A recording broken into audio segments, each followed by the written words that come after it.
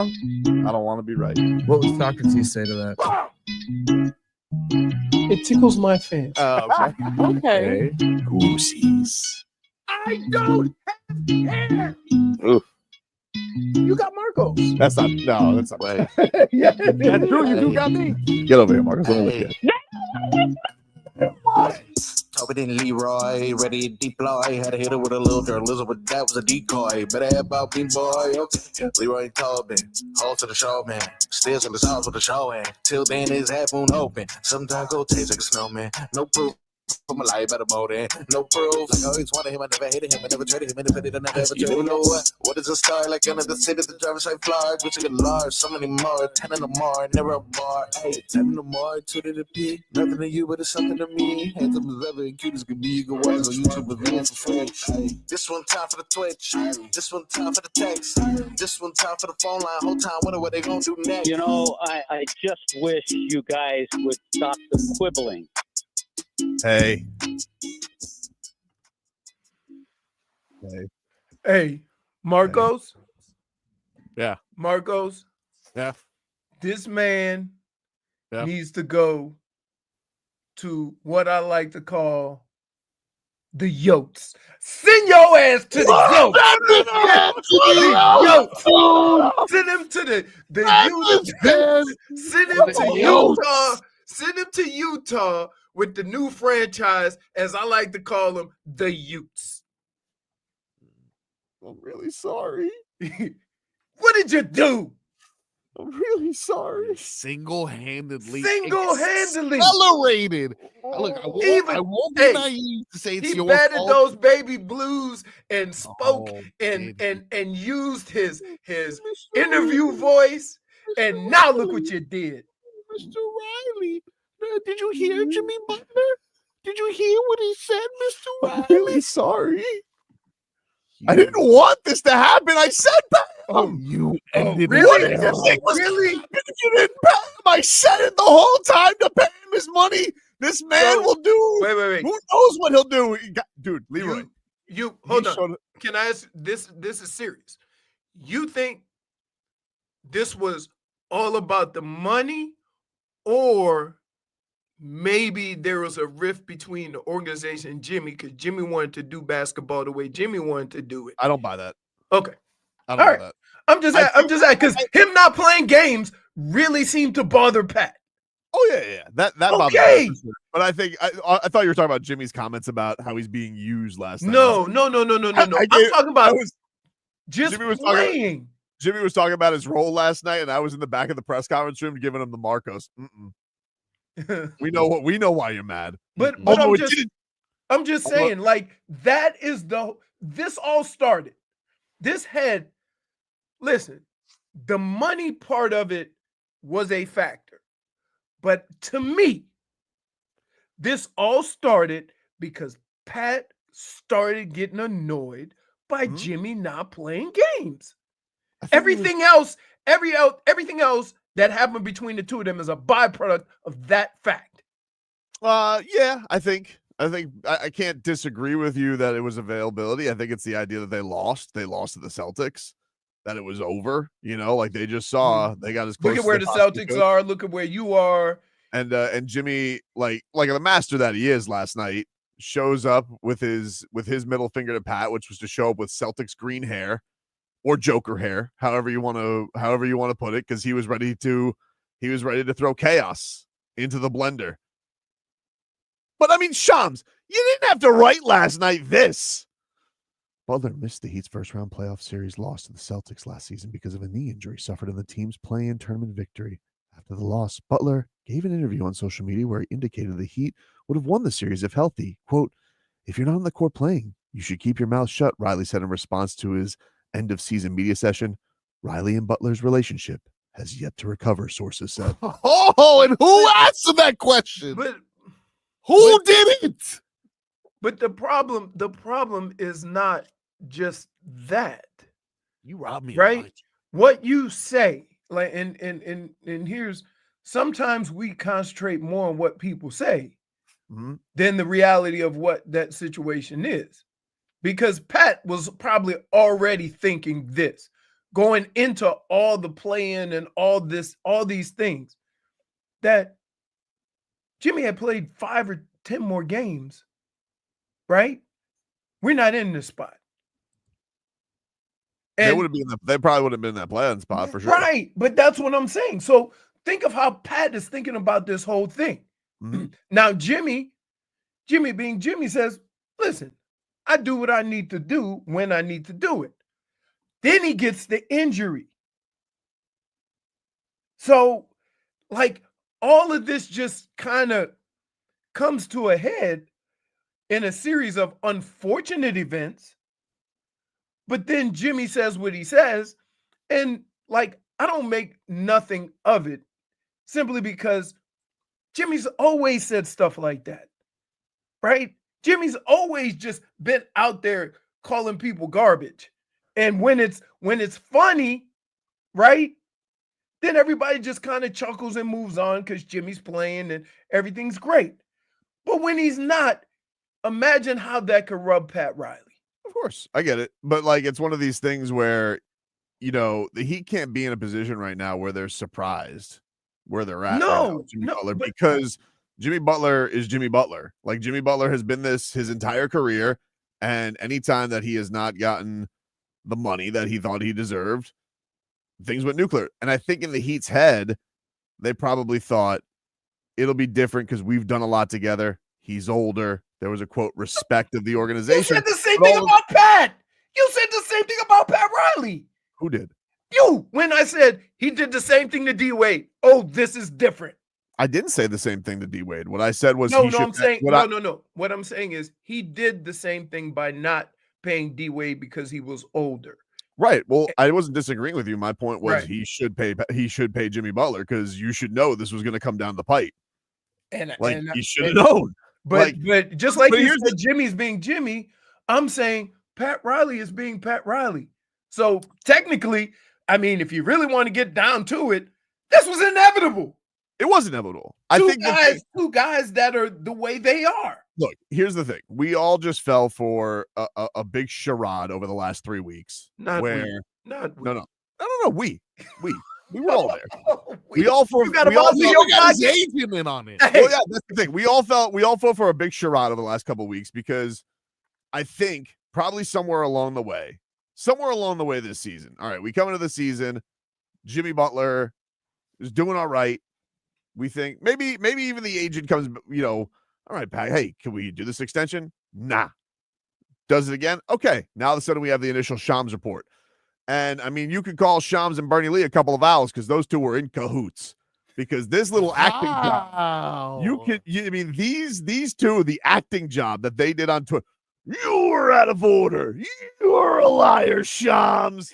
I mean, it was WWE at its finest. And I gotta give props. It was well played. Wow. Then all of a sudden, Tobin asked the question. No. That didn't happen. Then all of a sudden, Jimmy Butler, to all of our eyes, played against the Thunder. He had this game against Detroit. Incredible performance. They lose. Says, I despise losing. All right. Have a few days off. Maybe he was fed up in that whole time. I don't know. But remember, they had that layoff between the Thunder game. I don't know what happened. Everybody was saying 3-day Jimmy. 3-day Jimmy. Yeah, well, we got it, baby. Thunder coming in. All of a sudden, we all see him twist his ankle. Leaves the game. But then they're like, nah, he's sick. Okay. Now, people can sit here and say he was really sick or not really sick. Is it crazy to think that Jimmy Butler, in that day break between the Pistons game and the Thunder game, was hoping the Miami Heat were going to trade him and said, hey, to my agent, Pat, let's get this done. And he's going to do it the nice guy way. And then all of a sudden the ankle, who's going to want to trade for Jimmy Butler on a bum ankle? I'm sick. Okay, you're sick. Can't play for the next couple days. Then I have to recondition for a week to come play basketball. So now they're going right back at it. Because in the whole way, I'm hoping the Miami Heat trade me. And then what happens? That's like, I don't like the deals out there. Then you have Shams, who's like, Jimmy Butler prefers to get traded. Okay, that's fine. But Pat Riley comes out with a statement. we are not trading Jimmy Butler because he doesn't like the deals. He's not going to be pushed into a deal. We're running out of time here, folks. All of a sudden, the Miami Heat have practice.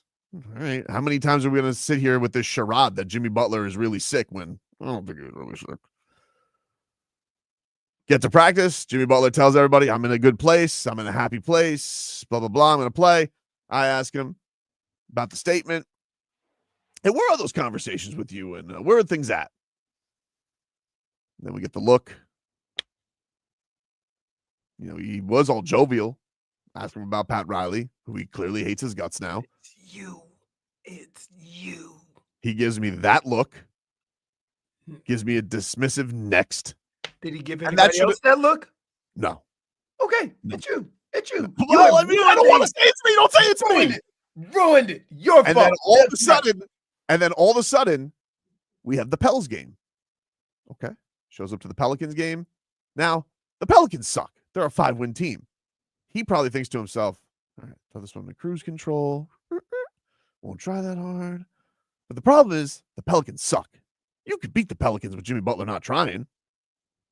You could beat the Pelicans with Jimmy Butler not trying. And then apparently, people just had the audacity to tell him, that was the effort you give? Oh, how dare you say I not try? Goes back the next day. But people asked me going in last night at the building, what did you think of Jimmy last night?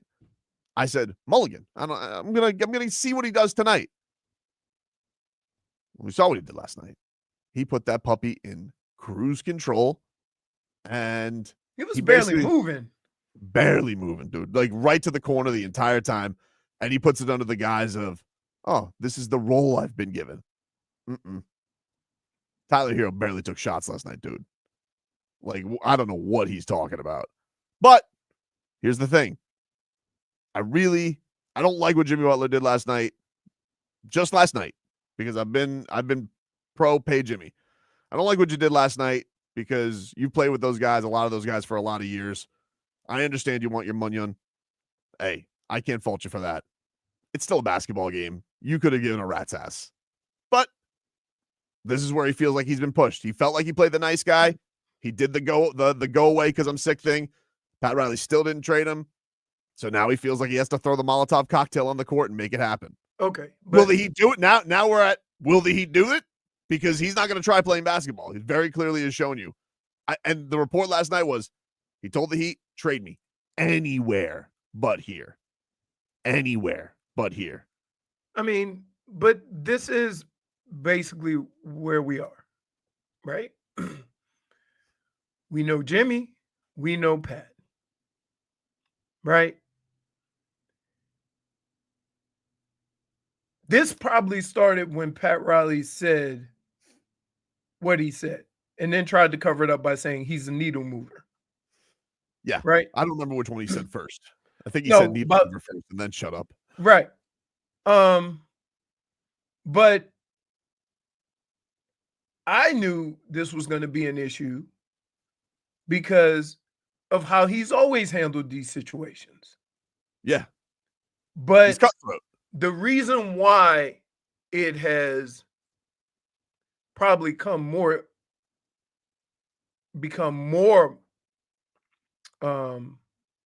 divisive more than helpful is because Pat Riley probably listened to Jimmy and said, well, Jimmy's just going to go out and ball out and then we'll deal with it when we deal with it. And he didn't. Yeah. Well, so I think they had an idealistic position thinking, oh, he wouldn't dog it on us. Maybe he'd do, right. Maybe in other places, but we've built too much. So in other words, let me get this straight. Mm-hmm. We went into a situation thinking Jimmy wasn't going to be Jimmy or Pat Riley wasn't going to be Pat Riley. Correct. And in the end, Jimmy Butler was Jimmy Butler and Pat Riley was Pat Riley. Pat Riley famously said a couple of years ago when asked about Jimmy, like, who does Jimmy remind you of? And he said, me. So now we have two confrontational forces who are sick of each other, but yet won't put themselves in bad positions Pat Riley's not going to take on a bad deal. Jimmy Butler's not going to play hard for you and get himself hurt. What do you do from here? I don't know. Do you just tell him to stay away? Well, here's the problem. The problem is this, and this is a bigger issue, and this happens through sports franchises in every sport. They have a lot of young players, guys who are just either starting to come into their own, or guys who have just started playing on a regular basis. How do you handle those guys with Jimmy in the locker room? Right. Or this going between Pat Riley and Jimmy? Okay. Well, that's going to be Spo's issue, right? Because Spo can only say so much. Spo has never been the guy to ever get irritated at a player. And I got to be honest with you. Huh. And I got to be honest with you. I think last night he should have. I thought Spo did a bad job last night. I think that Spo last night putting his head in the sand and basically telling the media, you guys are making an easy storyline. I'm like, dude, I understand you never like to call anybody out. I'm not even saying call Jimmy Butler out, but you got to say what's happening. And I think too many times Eric Spoelstra just likes to keep it to basketball, where that dude does wield a lot of power in the organization now. They gave him an 8-year extension. Well, I would have liked him to acknowledge what the hell's going on right now. Okay, but here's the deal. There is nobody he respects more than Pat Riley. Of course. He ain't getting into a conversation or suggestion or comments or anything like that where he then feels he's got to pick a side. And that's why he does that. He's never done it with anybody. Okay, but you're going to be here long past Pat Riley. Whenever Pat Riley, however many more years Pat Riley has, 1, 2, 3. Now is not the time for Spo knowing all of that to come out and say it with his chest. Right? Now is not the time to come out and just put it all out there, because that'll make it even more out of hand. So don't say nothing, and let them two handle it. I got to coach basketball. We'll take a break here on the show. You guys get in 305-567-0560 if you want to. We'll take you guys up until 2 o'clock. Lots to dive into the Jimmy Butler saga. If you guys are just tuning in, last night the Heat lose to the Pacers. Ruined tall time, dude. Kel'el Ware, 25 points. Hey, Timbo Slice said trade Jimmy to the lava. Back up. GAM.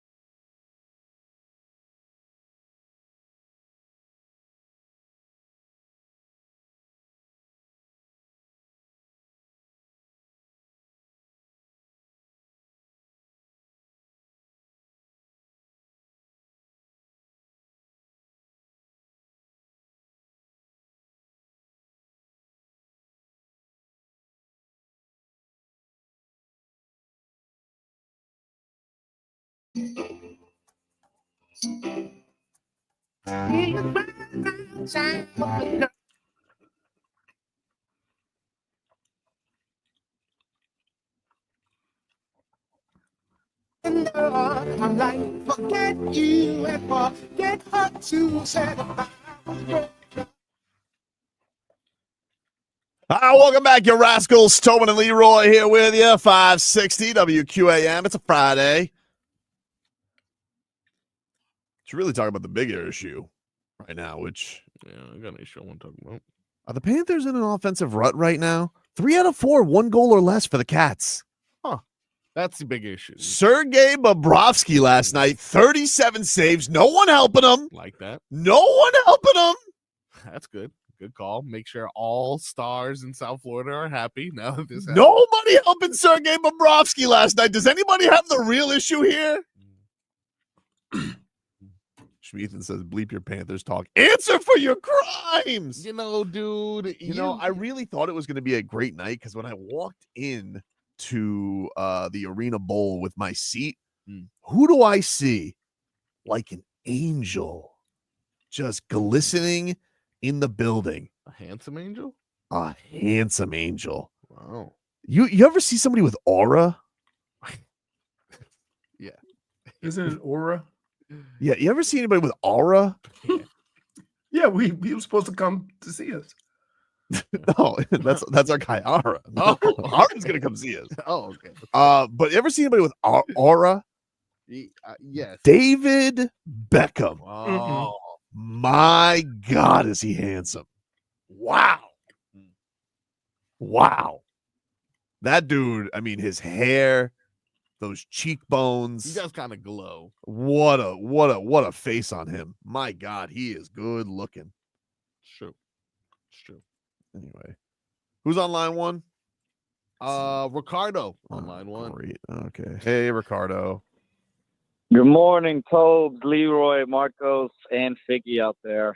Hey, How are we buddy. doing today? Man. You know, Good. I wouldn't say good. how are you doing? Good. Okay.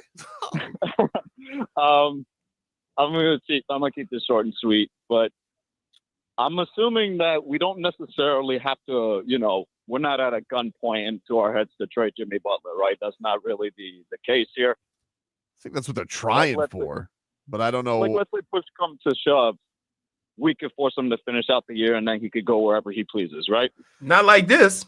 I mean, That's the whole point. I think this is kind of Jimmy's move is like, I'll play here, but like he said last night, he's like, oh, I'm going to try and do what I can to help my guys win. He said that on Monday or Tuesday, whenever hell the practice was. And he very clearly hasn't been doing that.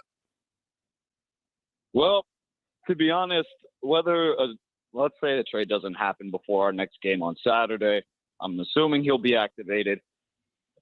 These two guys need to put their pride aside, and someone has to come to a compromise and say, hey, well, one guy said this, the other guy said this, but to be honest, what you're doing right now, what these both guys are doing right now, they're failing their team. Agreed. They're letting the other guys down.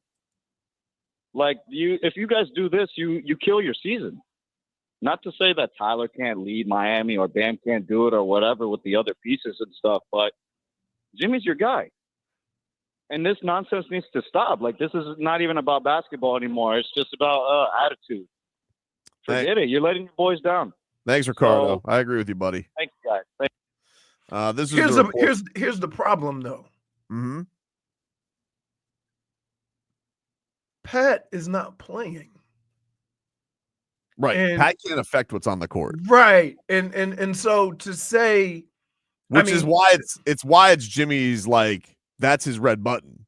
Because if he has been trying to get out of here and he has hoped to keep things cordial, whether you think it's right or wrong, like if he has tried to play the nice guy to get out of here, to make it seem like everything was amicable, look for a deal, and the Heat still won't do it, Jimmy's feeling like this is my checkmate move, is I'm going to dog it on the court and say, oh, it's my role. And he can sit there and say that, oh, no, don't say, I didn't play with effort. It's like, well, dude, we all have eyes. Like, I've watched you play for 6 years, every single game. I know how Jimmy Butler plays. That's not how Jimmy Butler plays. And it's not like Tyler Herro was taking 20 shots last night. Like, Right. So I think because Jimmy is playing on the court and Pat Riley isn't, it looks worse for Jimmy. Right? Because the only people we see and the only person that can affect the game is Jimmy. the report last night from Shams, Riley and Heat owner Mickey Harrison have met with Butler's representation in recent days, attempting to resolve the divide between parties without success, sources said. And by the way, Mickey wasn't in his normal seats last night. I don't know if he's like on vacation or what, but the Beckhams were sitting in the Harrison seats. False sense of security. Handsome night. I thought she was going back on tour. Posh? Mm-hmm. Yeah, holidays. Maybe after the holidays she is. Okay. I don't know. Holidays What's up, Leo? Leo? What's going on, Tobes? Nothing good. Nothing bad? Disagree. What's your own doing? Somebody got to call the old man and wake him up. Pat Sleepy? Sleepy Pat. Hey, man, listen, I understand Heat fans who are mad at Pat Riley because... But why? Because people are upset that they went through this era, they got close, and they feel like they haven't made the moves or made them any Actually, I significant... don't feel that way necessarily. How do you feel, buddy? I think Pat's looking out for the organization. Mm-hmm. Can't be paying Jimmy until he's 38, 39, and then we're gonna be doing the same thing we're doing now with a Greer and a Tua. Well, Leo, then why did you say to wake him up? You got to get that trade done. Oh, yesterday. Listen, he swerved me. It's like Jimmy Butler's agent acting on Twitter. Lies, dude. Look, I love everybody who's like, look at Shams. It's like, yeah. You guys, you don't realize we were all okie doked? Not really. I just know that those guys don't just go in the air and say stuff that they haven't heard. Right, but I'm talking about Jimmy's agent's tweets. Right. No, those two are probably going to eat dinner together. Where does lying rank in agents' jobs? Second to getting my player the most money possible? Lying is number 2. Right. I just think that for me, right, the player can be unhappy, mad that he didn't get an extension, and Jimmy could be mad. I don't have a problem with that. It's just two differences of opinion between the organization and Jimmy. But at no point in time did I ever expect Jimmy to not play. Right? That's where. Let's think of it this way. As great as we think Randy Moss is remember Randy Moss and with the Raiders? Yep. And how did people look at that? Not great. People thought that he quit on the Raiders. Right. And so that's the only problem I have with this is that our only view of this is what we see on the basketball court. We don't see what Pat Riley is doing. We don't know what Pat Riley is doing. The only person we see in this situation is Jimmy. Mm-hmm. So that's and that doesn't look like Jimmy. So now we can't necessarily say, if you say, well, this is Pat Riley's fault because he's not doing Jimmy right. Jimmy still is playing basketball. Kind of. Right. But no, you know what I'm saying? He still has to play basketball because like you can do what you want. You can say what you want about next year's money. What about this year's money? Well, that's the only thing. And that to me, like, this is not going to ruin my thoughts of Jimmy's legacy with the Heat. No, not at all. I understand why we've gotten to where we got, but man, you played with Jimmy. I mean, you played with Tyler, you played with Bam, you played with Duncan for 6 years. You played with, Haywood Highsmith for 5 years. You play with all these guys. Man, you're going to go out there and just like tank a game. And you could tell, like, I felt bad for Tyler and Bam having to answer for it last night because it's not their problem. It's not like but like, what are they, everybody's so obviously seeing what's going on right now. What do you do? Supposed to talk about how you guys couldn't stop Tyrese Halliburton last night? My God, he couldn't miss. Oh my God. Oh my goodness. What a weird shot, too. And he shoots moon balls like Moon they're balls, dude. holy smokes. All right. Jimmy, what's going on? Hi, it's Gordon. Oh, hey, Gordon. My bad, buddy. Go ahead. Hey, listen, I was at the game last night. He's checked out. It's fine. Listen, from my perspective, it's this, and I think it's from a lot of Heat fans. He's exceeded all of our expectations. He was never considered a top 10 player in the NBA. He played like a top 10 player when it mattered, and he got us to the promised land a couple of times. His jersey will go up in the rafters. He deserves it, but he's done. And I applaud the Heat for not getting into a situation where they're going to extend a guy's contract who's not playing at the top of his game anymore. And he's 35 years old. He's going to put the franchise in a hole where we're not going to be able to get out of. So let's just get what we can get and move on. I mean, we just don't have the pieces around him to win. I mean, that's a bigger question. That's a whole bigger topic. I don't think Bam Adebayo is an answer. If you could get something for him, go get it. I think Tyler Herro is now untouchable. But if you can package Bam and somebody else and get somebody, then do it. But I think this doesn't work anymore. The whole thing's done, and move on. It's great. We had a great run with it. See you, Gordon. It's time to move on. No, I appreciate your call. Thank you, buddy. He's he makes a lot of sense. I just think that we would have liked this to be smoother, and it doesn't help that Bam is also struggling a little bit. Right. No, right? agreed. And so, and you add all those pieces, and then you look at the way Tyler's been playing, then Jimmy comes back and he don't shoot. So what do you, it seems to be, this whole situation seems to be having more effect on the team than just Jimmy and the Heat. Right? I'm sure it's weighed on everybody. I'm sure Right. everybody's exhausted because, and I think, look, as soon as Bam got his extension and Jimmy did not, if you didn't think that was gonna be a problem, you're high as a kite. Like I don't know, and I understand what the age is, but if you're Jimmy Butler and you've thought, hey, all these years, I'm 1, he's 2. You paid 2, you didn't pay 1. And the Heat are going to sit here. 35. I know. Well, I know, dude. But he's a superstar athlete. You think that he's thinking about age there? Can I? Do you think he would have more of an argument if he had played 65 plus games the last 2 years? Well, that's totally fair. And I think from the Heat's perspective, they're like, hey man, cool, but now we're going on 1 year. You've missed a third of this year. Right. You're everything that Jimmy thinks could be accurate, but he didn't do anything to disparage how Pat Riley feels about his situation. Nothing. So if Jimmy is 100% accurate in what he believes, like, hey, I'm the face, I do this, I do that. The one knock that Pat Riley had on him was he doesn't play enough games. We'll take a break. More to come here on the show. We'll get to your calls if you're on hold. Back after this.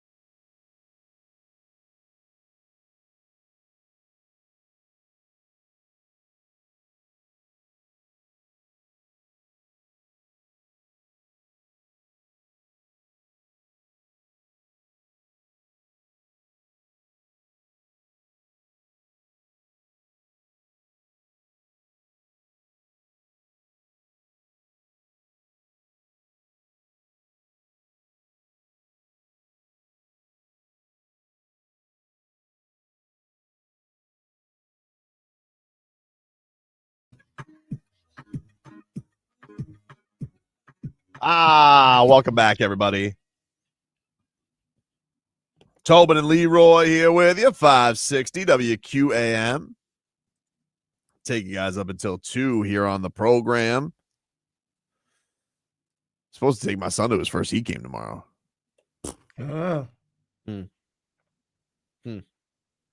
You think Jimmy Butler will be on the roster? I think the roster, yeah. The court, no. The court, no. He won't play. That's what you're saying. So my question is, are they gonna let your ass in the building? I got tickets. I mean, my credential still works. I have not been. I wasn't escorted out yesterday. Yeah, not yet. You know, I almost got. Wait, how about this one? I got Charms. You got Charms? Yeah. Oh, what'd you say? You thought you went to Dallas? Yeah. Can you be careful? Okay, I did. So I made sure I checked because it said 11 hours, and I'm like, well, that don't make sense. Wade County says take your son after the game, after the trade deadline when they pick a direction. No, we're gonna go. We're gonna go. I mean, he's bringing his best friend. We're gonna have a great time. Tell you what never disappoints. 601. Isn't that a bar? Yeah. Oh no, it's a 8. restaurant too. Restaurant. Oh. Yeah, that part. You know, they have. I mean, he likes chicken tenders. Do I really have to go to 601? You know what? That's fair. For thinking he'd want pork belly tacos, that's my fault. Oh man, yeah, no, I'm gonna be like, all right, let's see how this is gonna go. I'm gonna teach him about tall time, man. Oh, tall time work, man. dude. Kel'el had that 3-ball going last night. Almost brought us back, huh? I thought that Terry Rozier should have gotten an and one. Yeah, I didn't think that was an offensive foul. I thought Spo should have challenged that. I mean, bad night for Spo. You know, Spo wants to take those home with him. I guess so, right? Like he's like looking at the bench. I'm like, Spo, you're down 12. Why not just, you know? I don't understand this. We have one coach who coaches football. He can't wait to be wrong at challenges, and we have one coach who doesn't even want to try. You know, Paul Maurice. That's who I trust. Oh, yeah. That's a man who can challenge. Yeah, that's a man. Why is Ricardo calling back? Ricardo, what? He has a lot of points. Tobes, gang, I'm back. Hey, man. I had to get back in here because I didn't get to say everything I wanted to say. And by all means, correct, because the comment section was out here saying that I was day drinking for what I was saying. Oh wow! So were you? Yeah, pretty. Are you day drinking?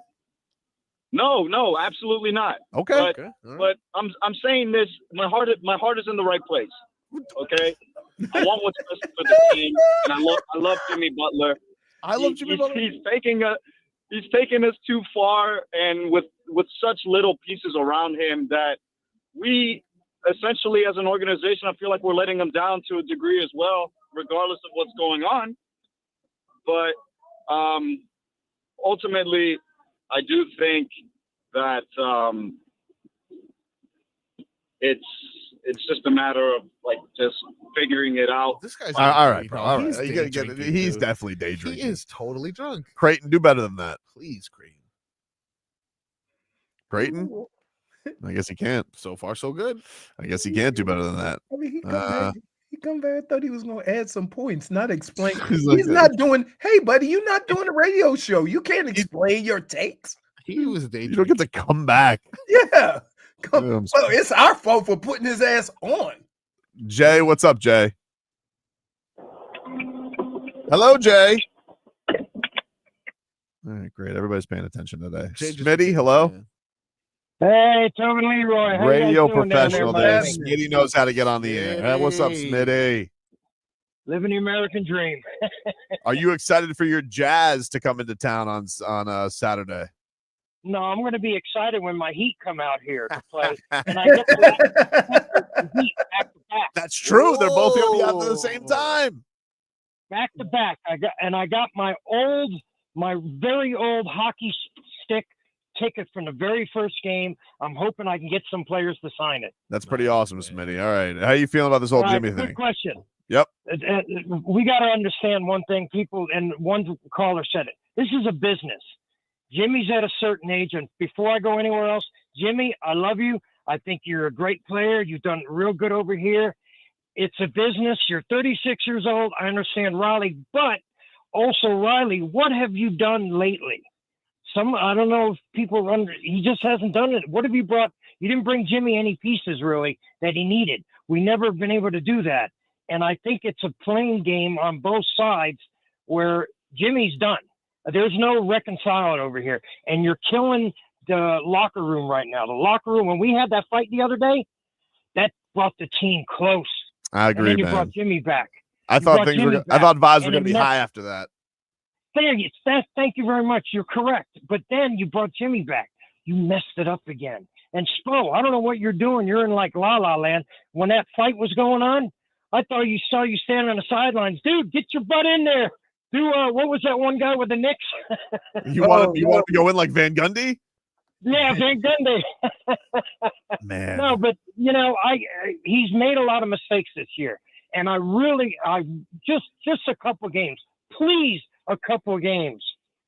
Start Ware at center, put Bam at power forward. Just try for a couple of games already. Maybe put Bam at small forward and put Nico at power forward. You know what I'm saying, baby? Tall time.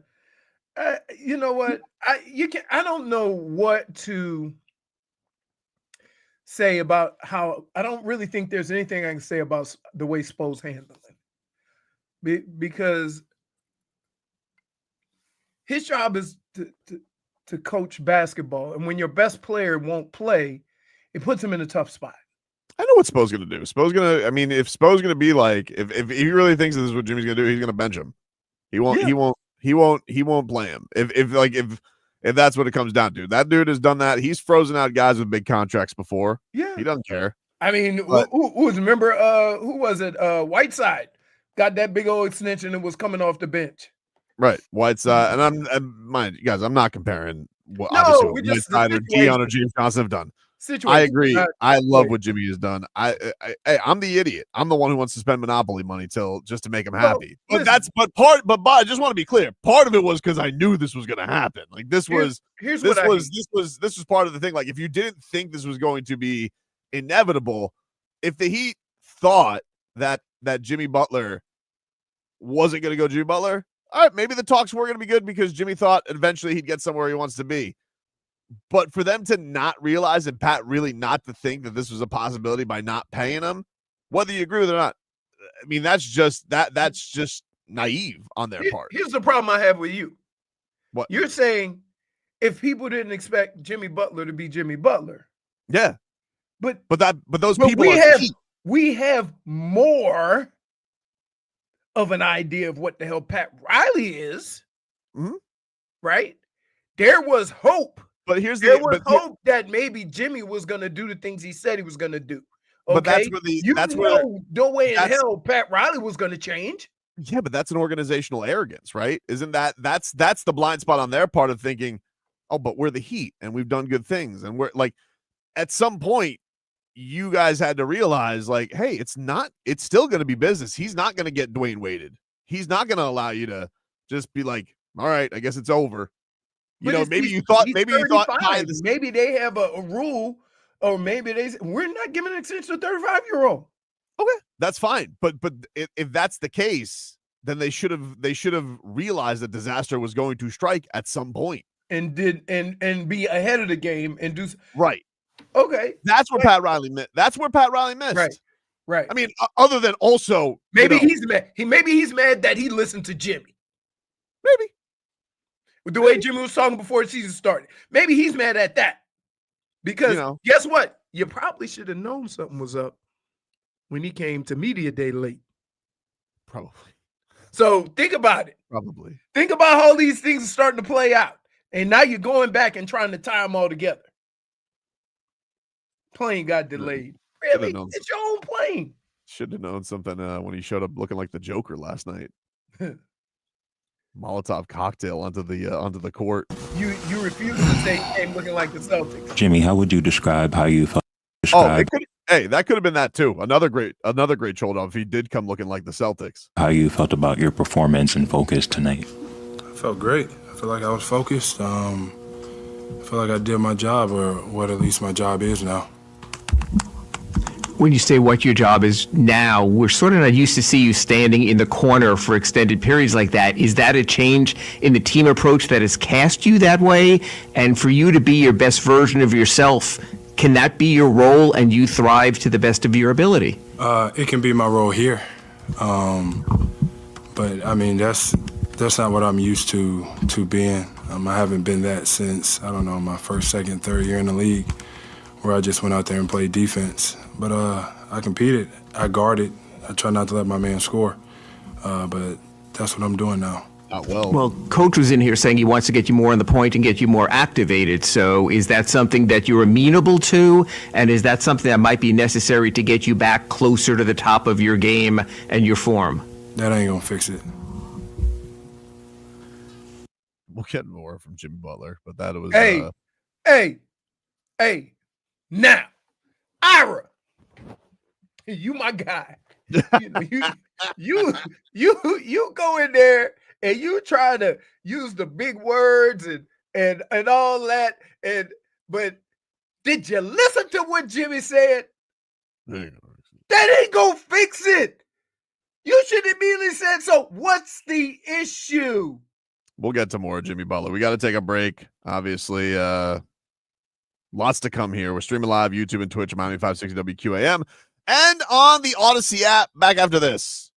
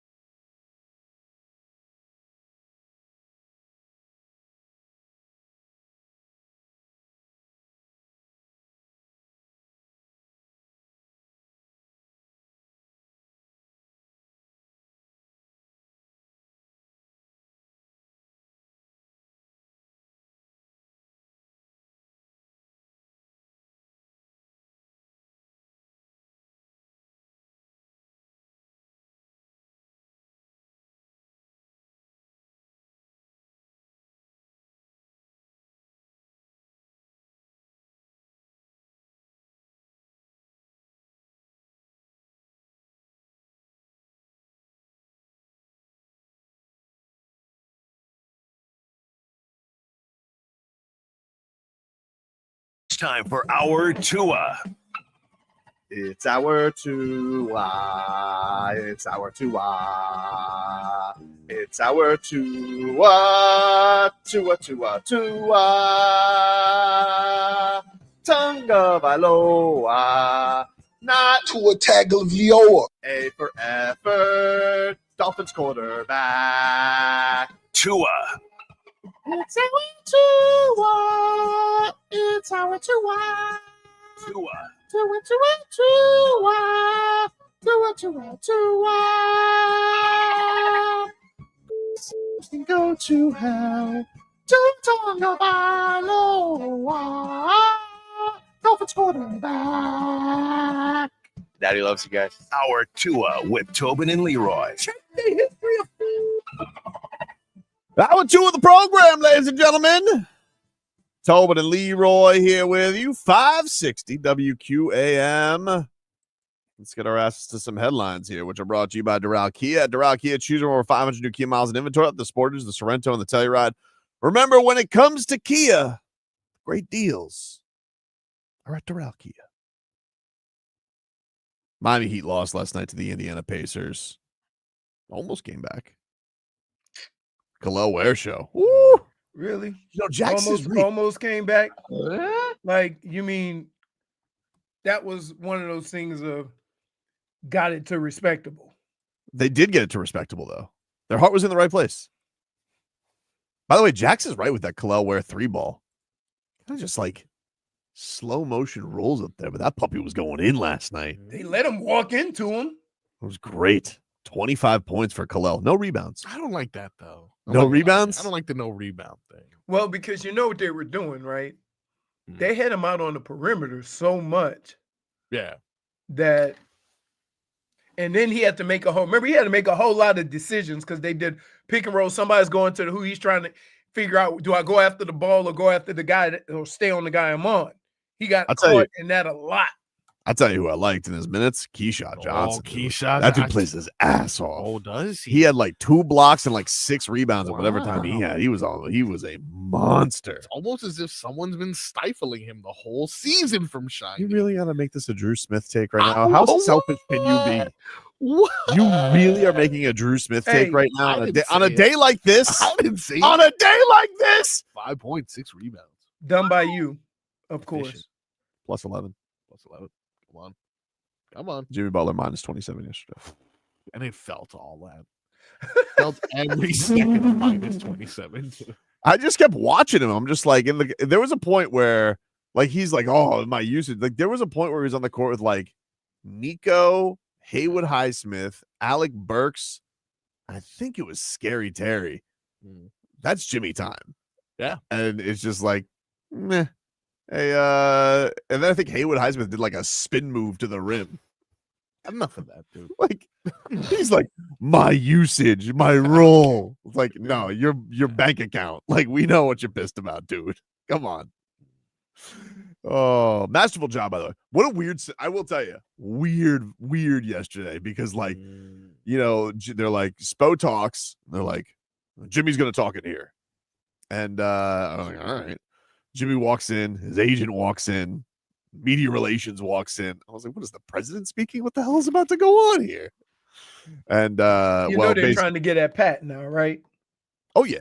Well, because Pat put out the statement, and obviously, based on side eye, that didn't go great. Maybe he's just saying that to get more people to step up. Pat? Yeah. Maybe. If he tell teams, look, I have no intention on trading him, but if you wow me, I might not have a choice. This is from the Miami Herald, Anthony Chang, Barry Jackson. Hours before Butler's fiery press conference on Thursday, there was a conversation between Heat officials and Butler's representation, according to leaked sources, to the end. Butler was bothered after a discussion because Butler and his agent perceived Heat officials were implying that Butler didn't play his hardest in the Heat's home win over the Pelicans on Wednesday. Butler scored 9 points on 5 shots, didn't play in the fourth quarter of that contest in his first game after a 5-game absence stemming from an illness. But the Heat contends it was more of a macro-level discussion regarding the team's concern over Butler's behavior in recent weeks since the trade noise has grown louder. So we're in a pissing contest. No, here's in the words of Tobin,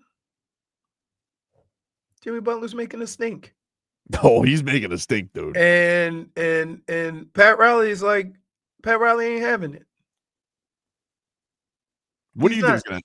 What do you think? You think they just tell him to stay away, Leroy? Or you think, no, you think they're not going to tell him to stay away. Or you think the Heat are going to deal him? Or you think he plays?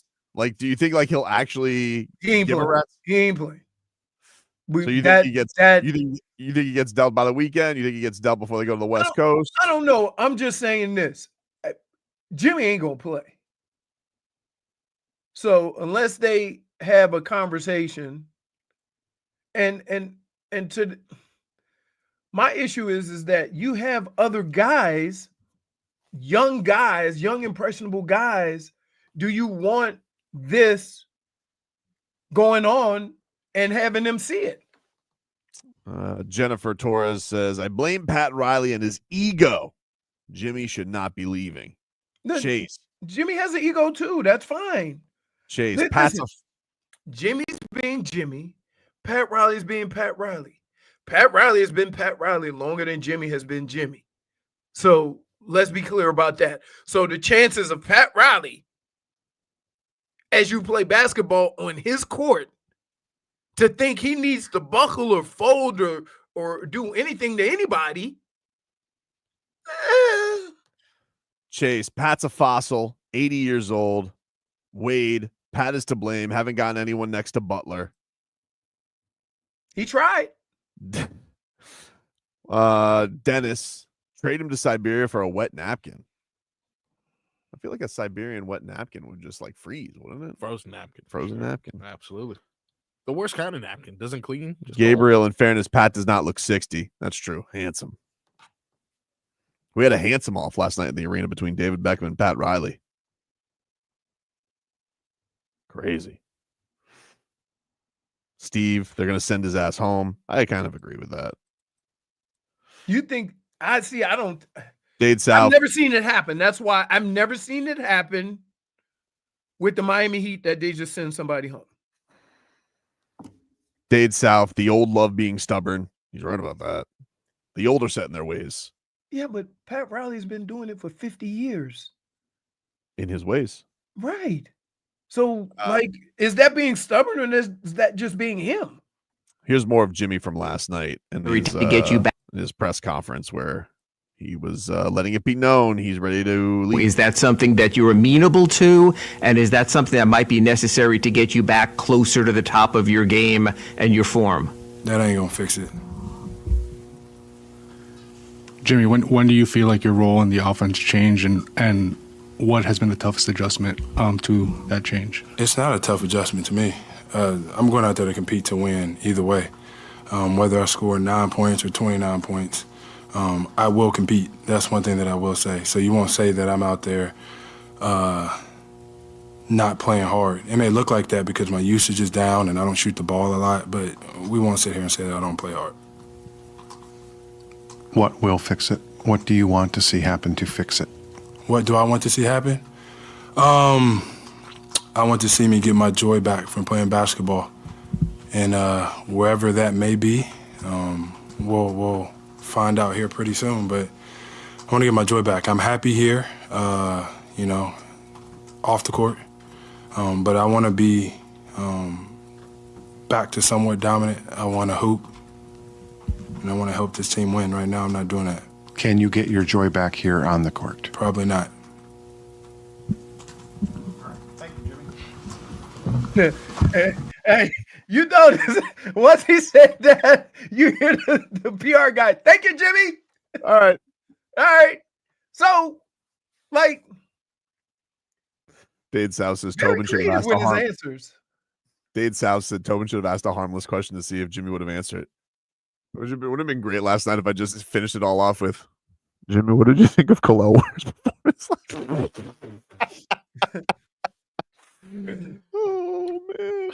Oh man. Mo Skrilla, what's up, man? Hey, what's going on? You tell me, buddy. It's Mo, man. Hey, Miami fans just need to get over it, man. I think we should go ahead and get rid of them, go ahead and trade them, man. Don't be like the Dolphins, man. Have good players and hold on to them, then you lose them for nothing. You could like get something for them, you know what I'm saying, at this time. That's all I say, because and another thing, the media, they need to stop trying to give us the old broke down Bradley Beal. We don't want him. You know? So I agree with you, man. I don't know, it's crazy. Some guy was don't lose it for nothing, man. Don't lose it for nothing. Some guy in Washington last night was trying to convince me of Bradley Beal. He was like a Washington guy. And it was funny because he was a reporter. Remember the night Bam wore the Bradley Beal jersey backwards and I was doing well? You know, because I was like, oh, no one's ever done that before. We're a jersey post game. Dude, can I just tell you? What? Retire the whale. No, never. Because has there ever been one that has come through? Jimmy. Dude, you've made whale noises for a lot more players than just Jimmy. You just asked if ever. You just throw it up against the wall, one of them will stick, right? So you got 17 whales just on rotation. I mean, the fisherman does not limit himself to just one cast. You throw as many harpoons as it takes. That's stupid. Like even Marcos is like, sounded deep. It sounded deep. It was shallow. Doesn't limit oneself to a simple cast. Schmieden says Tobin's whale has turned into Lolita, just a sad floating whale at Miami Seaquarium. Come on, like, dude, like, what are we doing? Like, you used to make, I mean, every time somebody wasn't happy. So you think that somebody somewhere else, another place, they're doing whale noise for Jimmy? Definitely. I respect it. Okay. I respect it.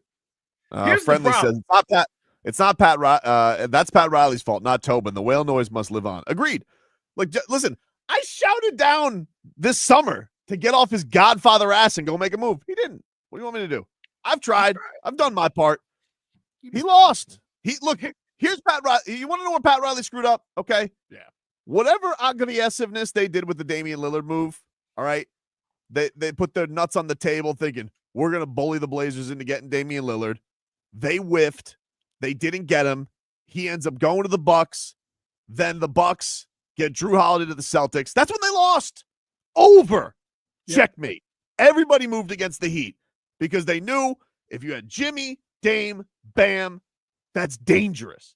They lost. It was over as soon as the Damian Lillard trade happened. Pat lost.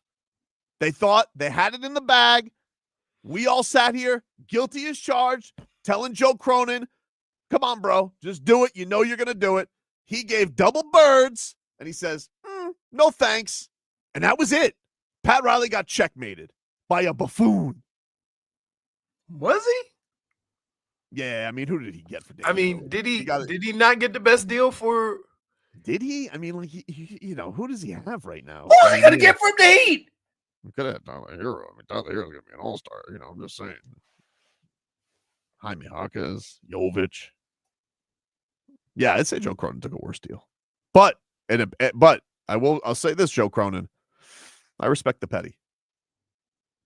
You did your worst, and you ruined our organization. Ultimately, he won. All right. But I'm sad.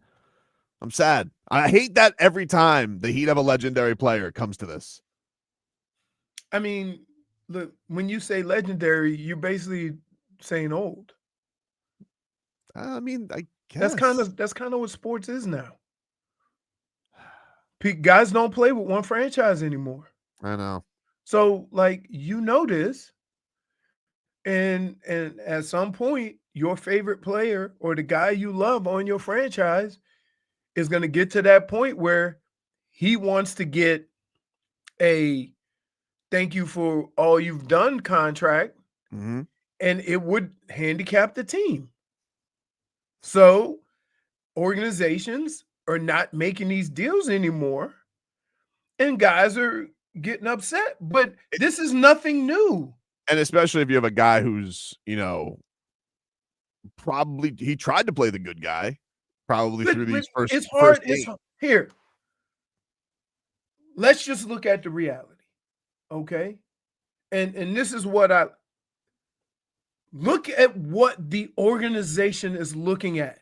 Mm-hmm. A 35-year-old that hasn't played a bunch of games the last 2 years and wants an extension. I don't care what franchise you put that situation in, they're all going to have pause. They're all going to be hesitant to give that guy an extension. This is not a LeBron James situation. Mm-mm. Right? Every year for the last 2 years, Jimmy Butler has missed substantial time for whatever reason. Now, if some of those games he was just missing because he got it like that, then understand that 2 years from now, when the team looks back and says, you don't play enough basketball for us to give you an extension. Who's to say if they give him the extension, Jimmy then says, oh, I got him now. I'm going to sit out these games. Right. That's how they're looking at it. Well, he hasn't. The one thing I could say on his part is, I don't know what's gone on behind the scenes. It seems like it's been pretty contentious. Yeah, of course. Now. But I don't. Yeah, I'm talking just this year. I'm just Right. talking this year.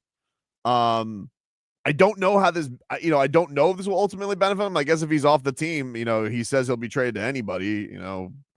We'll see. But I again, think, but if I don't. he's not playing basketball, how is he going to get an extension from anybody? I don't know. I So, don't know. I I guess in think his he got- mind, I think he thinks he's going to go wherever, and his ankles are never going to twist, and his back is never going to get tight. You're never And going he to thinks get that the 7-day bubble guts. And he thinks that he's going to turn into playoff Jimmy immediately and contract Jimmy. I think the Heat were hopeful contract year Jimmy would play for them, and contract year Jimmy wants to play for somebody else who's going to actually pay him because he doesn't think that he will ever pay him. But so you see where this whole situation is. A lot of the contention is due to the facts of this situation. Like, to say it's Pat Riley's fault and Pat Riley did, like, you can't give a guy an extension if you have questions if he's going to be available. We'll take a break here on the show. You guys can still get your calls in 305-567-0560. We'll hear a little bit from some of the other parties from last night. Of course, diving into the Jimmy Butler saga last night. He requested a trade from the Miami Heat to anywhere but Miami. Take a break. Back after this.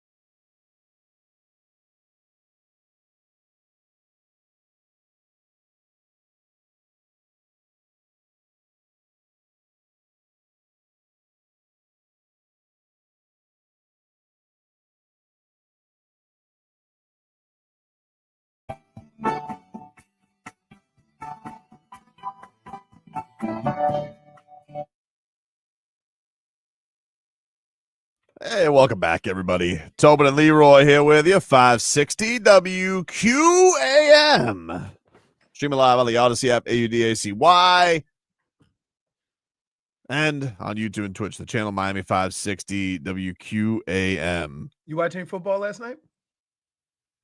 Not really, dude. I watched a little bit of, I had a little bit of the game on, but it really was secondary. I'm not happy because I don't want Notre Dame. I hate Notre Dame. And I was a little, well, first of all, these SEC schools that get all these preseason rankings and then play each other and then boost each other up. And now they're in the playoff and they're getting destroyed. Like, yeah. It's like college football crypto, bros. It's a pump and dump. Right. Because Georgia did not look good. We talk trash about Notre Dame, especially me. You know I don't like them. But holy smokes. What did I like? They look like they were SEC team or the team that you say they were. Yeah. And they wanted more teams in. They thought more SEC teams. Oh, because they played the toughest schedule. If you rank all of the SEC schools before the season starts, then naturally, if you be the SEC team, you're going to be the ranked team. No rankings until the 6th week. Am I still crazy that I feel like Notre Dame should have been disqualified for losing to Northern Illinois? I mean, they wanted to put Alabama in there for losing to Oklahoma and Vanderbilt. Crazy, man. I mean, Northern Illinois or Vanderbilt. I think I gotta go. What's worse? Yeah. I gotta go Northern Illinois, dude. Yeah, but Northern Illinois has won way more games than Vanderbilt. Have they? Yes. You sure? Yep. Okay. I believe you. Barry Jackson says, even though Butler Camp is telling people the Heat threatened to suspend him after the Pelicans game, Heat insists that's BS. That never happened. Okay. How about that? Did you see Jimmy shoot the one-legged three? Dude, that's all he... Wait, now. Dude, that's literally, last night before the game, that's literally all he practiced was one-legged threes. Can I just say...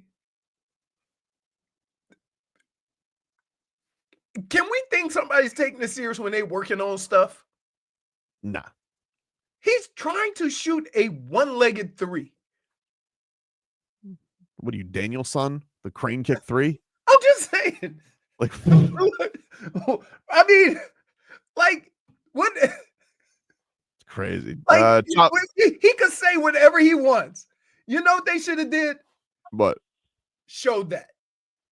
Showed the one-legged three. Chapo, what you got, man? Man, listen. Remember a couple years ago it was Jim VP. Yeah. What happened? Now it's RIP. It's terrible. But you know what? Look, let me ask you a question, Tobes. All right. Is Kel'el Ware the GM of the Miami Heat? He is not. Is Jaime Jaquez running the front office? Is Tyler Herro writing the checks? This guy quit on his team. He quit on his young boys. He's not being a good teammate. He's got to go. All love for 22. But he closed his own window. Jimmy screwed Jimmy. He brought BBL Lowry here. We can't forget that. That's true. He's got to go, man. All love, though. Y'all boys be good. See you, Chapo. That's the one thing that, because when you have moments like this and you think about all the things he said about playing with the guys and stuff like that, this doesn't match all those things that he said. Then you start thinking, well, was it a show because Jimmy was getting his way? What is it? You know, I understand the difficulties of going through these situations, but here's the other thing that I know. You have a real bond with those guys in the locker room. You have a real bond with them. And if anything, you would never want those guys to feel like you abandoned them. Now, who benefits from that? The organization, because they know that you're that way. So maybe he's doing that because he didn't want, right, the organization to think that because of the love he has for the players, he just gonna not just go out there and do his thing. I don't know. I could get a Jimmy Butler feeling like it's a last resort. I understand, like when you're angry, and he's very clearly angry at Pat Riley. And I'm not even saying it's unwarranted, even because, like, look, numero uno on the list is didn't get his extension. Pat Riley telling him to shut the bleep up off the court. You know, the year that his father dies, and he says that he had lost the joy for basketball as it is, all that he dealt with last year. I can understand that compartmentalizing and getting you to this point. I just don't see the benefit. Even if you're that mad, I don't see the benefit in dogging it with your team. Think about this. I don't see that. And the thing that I find frustrating about it from his perspective is you say this isn't the role that you've had. Dude, Jimmy, we know what it is with you, dude. You've been here for 6 years. Every single regular season, especially right as the New Year's around, and especially before trade deadline time, every single year it's the same thing. It's Tyler, it's Bam. You'll pick your spots, and then, in your words, always after the trade deadline, it's that time to crank it up. It's been the same thing until so it I don't want to sit here and hear you talk about my role has changed. My role is different. Dude, no, the hell it is not. If you're upset about getting paid, I get you, dude. I can understand it. I respect it. I said that I thought you should have gotten paid, but if you really thought that this was the last resort to throw those guys on the bus, I just think it's a bad look, man. I think it is a bad look. I'm not saying Pat Riley's not at fault here, but as far as your actions the last couple of games, after what you had said on Monday at practice, they don't match. They don't match. Yeah, I think that's the whatever side you're on, you can clearly see that what he said on Monday and what he's putting on the court doesn't match for whatever reason. See, I'm not mad at Jimmy for being Jimmy. I'm not mad at Pat for being Pat. I'm mad that sometimes the antics and what people say and do, they think they have to take a certain course and it's going to make the situation better. And in effect, it makes them harder to trade. It makes the situation even harder because he's 35. You signing up for that? I think you made a good point, Leroy. I'm not mad at Pat for being Pat. I'm not mad at Jimmy.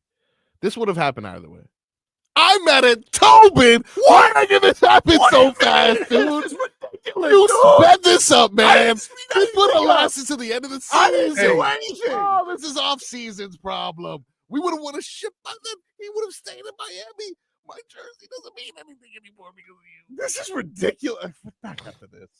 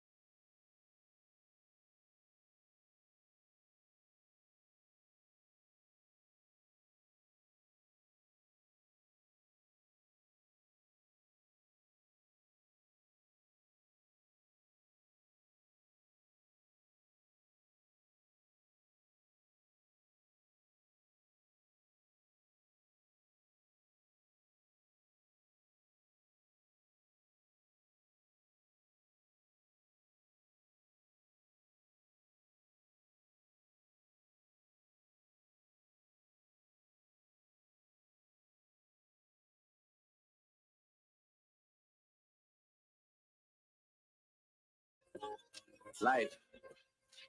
Life is the only thing we need. Welcome back, everybody. It's Tobin and Leroy here with you, 560 WQAM. We're all venting today. We'll get into some of your calls here as people are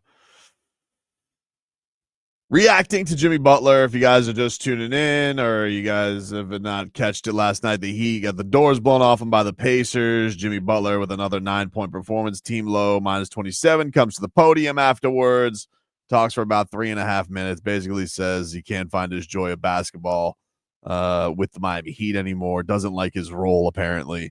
And this all with the backdrop of course, 2 games in since his return from 13 days off, dealing with an illness or reconditioning. Jimmy Butler probably thinking that the Miami Heat would trade him in the in-between, have not. Pat Riley puts out a statement saying they're not trading Jimmy Butler. There's reportedly talks between Jimmy Butler's camp and Mickey Arison and Pat Riley to try and smooth things over. Nothing's been smoothed over. Now Jimmy Butler's camp is coming out, and you're getting reports from the Miami Herald that he was threatened to be suspended. The Heat are saying that's BS. It's a lot of he said on this. Let's get to some of your calls here. Hello, Jay.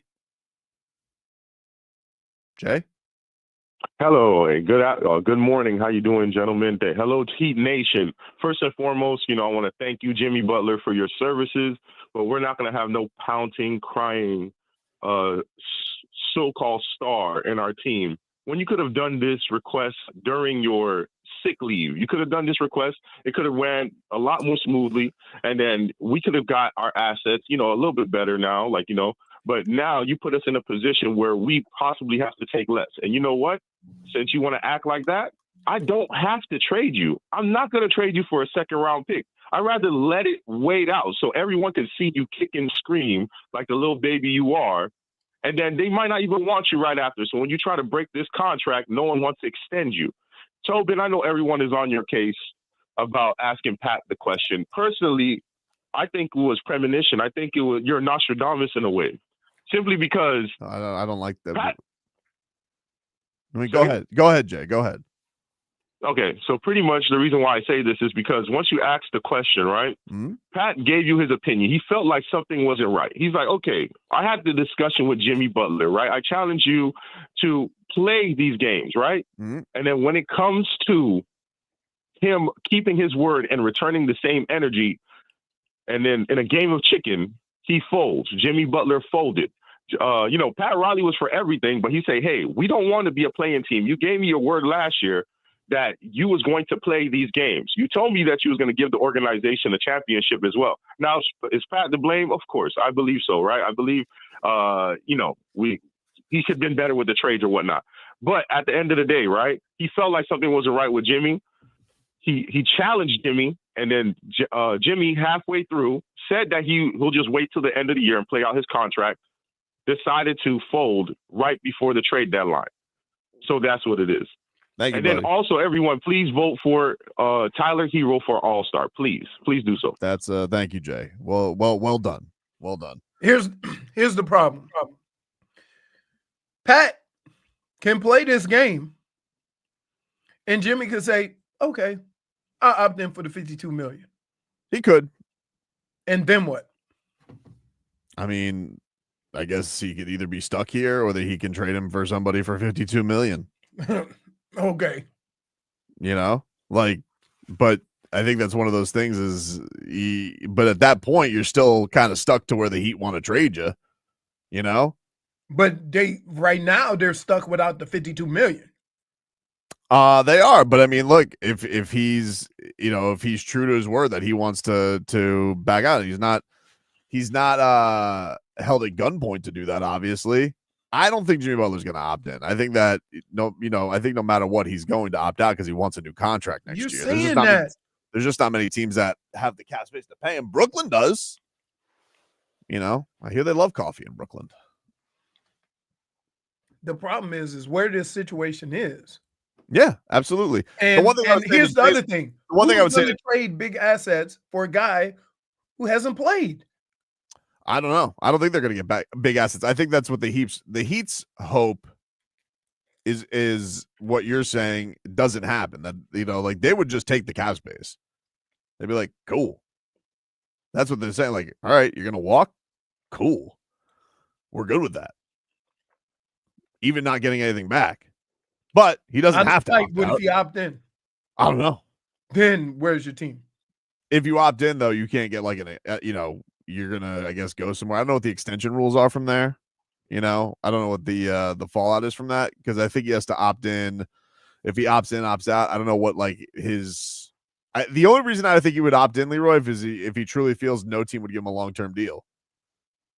I mean, based on these last 2 years, me personally, if you're on the outside looking in, mm-hmm.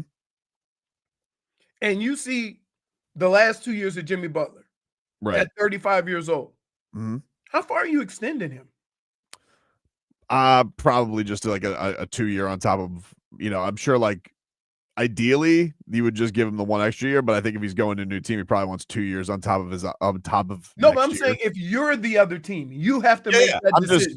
I think if you're bringing him in and you're hopeful that he's going to play to his best, like you're going to overpay for him. You can't be hopeful, though. That's the whole point. Every conversation we're having with Jimmy right now is hopefully. Well, do you think, like, Leroy, do you think that a team would have traded for him already if the Heat were getting robust return on the deal, even with this all quiet? Because, like, to Jay's point, saying that, oh, this should have happened, dude, I'm sure there's been talks. Right. If the Heat don't like what they're getting offered for him, they're like, all right, we don't like what we're getting offered. What's the best thing that could happen for us, Andy? Him walking? What are we going to do? Take on the Bradley Beal deal, which is the exact Jimmy Butler deal that we don't want to give Jimmy Butler? Right. And he ain't playing either. He don't play either. Mike, what's going on?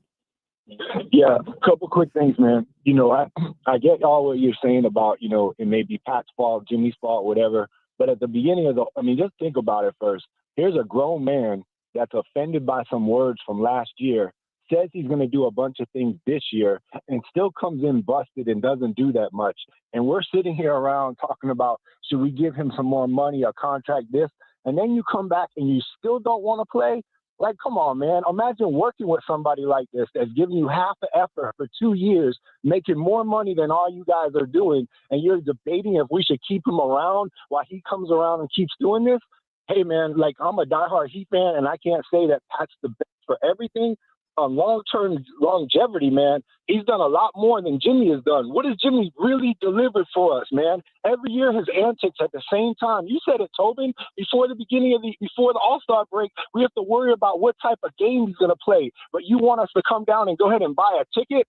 Come on, man. Like, I get it, man. He's a great player now. And look, I think Mike makes a totally fair point. Like, one of the things that does, and it's always kind of been the thing with Jimmy, he's such a fascinating player. And is been really interesting, to follow his career here. But yeah, I think as a regular season draw every single night, which is what you got to pay him, $500,000 for every single game, and you don't know what you're gonna get. Yeah, I think, and by the way, is not the easiest dude to handle off the court as well. If you don't get the payoff of getting deep into the playoffs, dude, an organization is going to get sick of that. They are, and that's where they're at. And then let's throw it one step farther. Okay, think of what stars Pat Riley has worked with. Mm-hmm. Okay, and think of some of the boss moves he's had to make with other superstars. There's a statue out front of the stadium of one of them. Yeah. And you never, and here's what I would say. You never, ever, ever had to wonder if D Wade was going to play or not. If he was struggling, it was because he was hurt or something like that. You never said, oh, it's because of this or that or whatever. Dwayne Wade, even after the Miami Heat broke his heart and after they screwed Dwayne Wade, came back and played on the Miami Heat on minimum deals. And was still the best player. Right. But that's my point. So think of the people that Pat Riley has coached and dealt with in his career. Like, yeah, man. And And I don't know. And by the way, you make a good point. Like, I don't know who's going to pay him. Like, I would guess the reason Phoenix would is because their owner's a crazy person. You know, why would Golden State? They got Steph. They got to do right by Steph. They want if they'll do a 1-year thing and hope it works out, and if not, be done. Right, because if it doesn't work out, like, what's their obligation to pay him? Right. You know, Here, let's think it from this standpoint. If it was about the money for Jimmy, what he's done the last couple of years did not help his case with anyone. Does that make any sense? No, it hasn't helped with anybody. I don't. Right. That's what I'm saying. Like, forget the Heat. If Jimmy wants to get paid, what he's done the last 2 years, okay, last year and this year, with his availability and now what he's doing now, does not help his case to go get paid by anybody.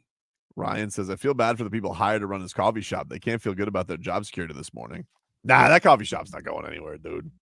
Hey, he says he loves it down here. He said off the court. He's made it very clear. He loves the city. Loves the city, loves his coffee shop, loves, being down here. He doesn't love Pat Riley, and he doesn't love Pat Riley not paying him. I mean, and Pat Riley doesn't love him not playing. Agreed.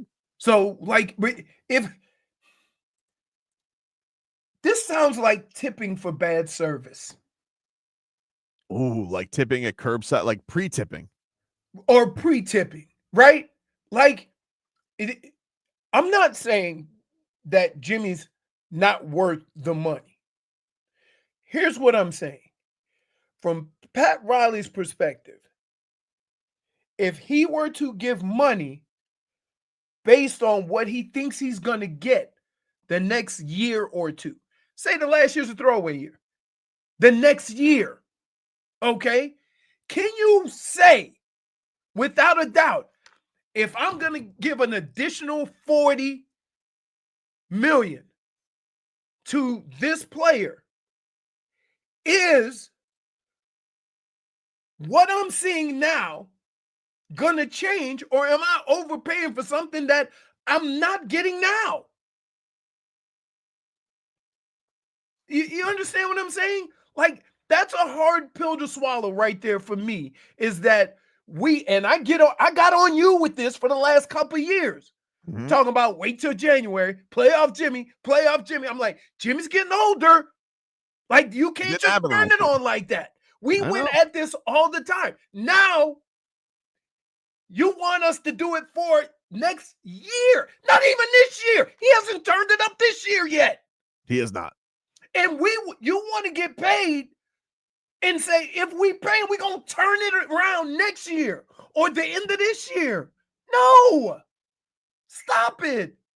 I see everybody at home. It'd be different if he was balling. It'd be different if he was, he's leading the team in scoring, he's balling. No. And the thing that is like, he's like, you guys are not using me right. I'm like, all right, dude, come on. Using you right. When is usage? Give Jimmy the ball and get out of his way. He don't even want it. It's like a Molotov cocktail when he touches the basketball. Playing hot potato. The one-legged threes. He's playing hot potato with Haywood Highsmith. Right. Take a break. Back with more of this. Afternoons in the sports world.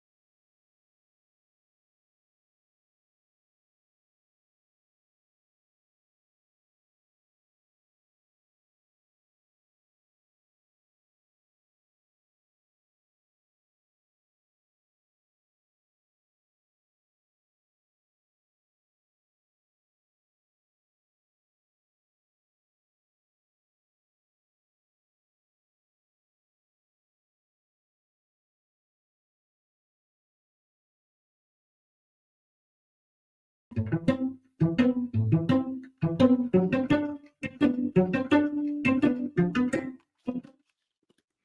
the name of that song? I write songs, not tragedies. Sins.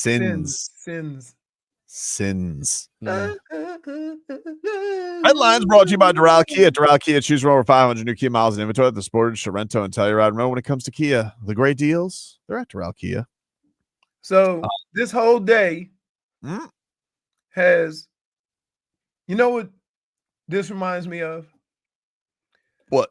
You ever have a situation in your life where you kind of have a feeling of how it's going to play out, but you ignore that? Yep. And then it happens, and you're mad because you knew it was heading down this path. Now, me and you have had conversations over the last 2 years around Jimmy. Yep. And the 2 points of emphasis were when he decides to play, how many games he missed, and what is he going to look like in 2 years? You were like, I don't care, pay him. Now, let me ask you this. If Pat Riley had paid him and gave him everything he wanted, do you think Jimmy would be playing different basketball now? Or would he even be playing? Yeah, because I don't think he would have. I don't think he would have missed those illness games. And here's the thing: are you prepared to make a $40 million assumption? It's not my money. But I'm just saying, as even as fans, aren't we making a lot of assumptions that we probably shouldn't be making? I think the thing that I looked at the 40 million, or I looked at the money as knowing, yes, when you have to pay that 60 million, I knew that was going to happen.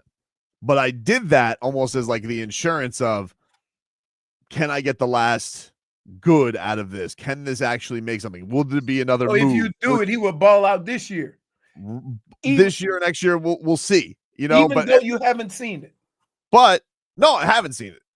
Right. That was that was my hope. But they didn't want to make that gamble. They don't want it. They're the ones who have to pay the 60 million. But that has been my point. I'm not saying I don't get it, Leroy. Right. No, I know. I don't get it. And that's why I haven't been crushing you.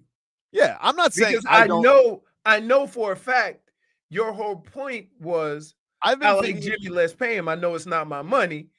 And while acknowledging all the things that we've all been talking about, it's a weird situation because the player Jimmy can't see it from the Heat side. He only sees it from what he wants. And at any point in time, he could have been a better participant in the outcome of this.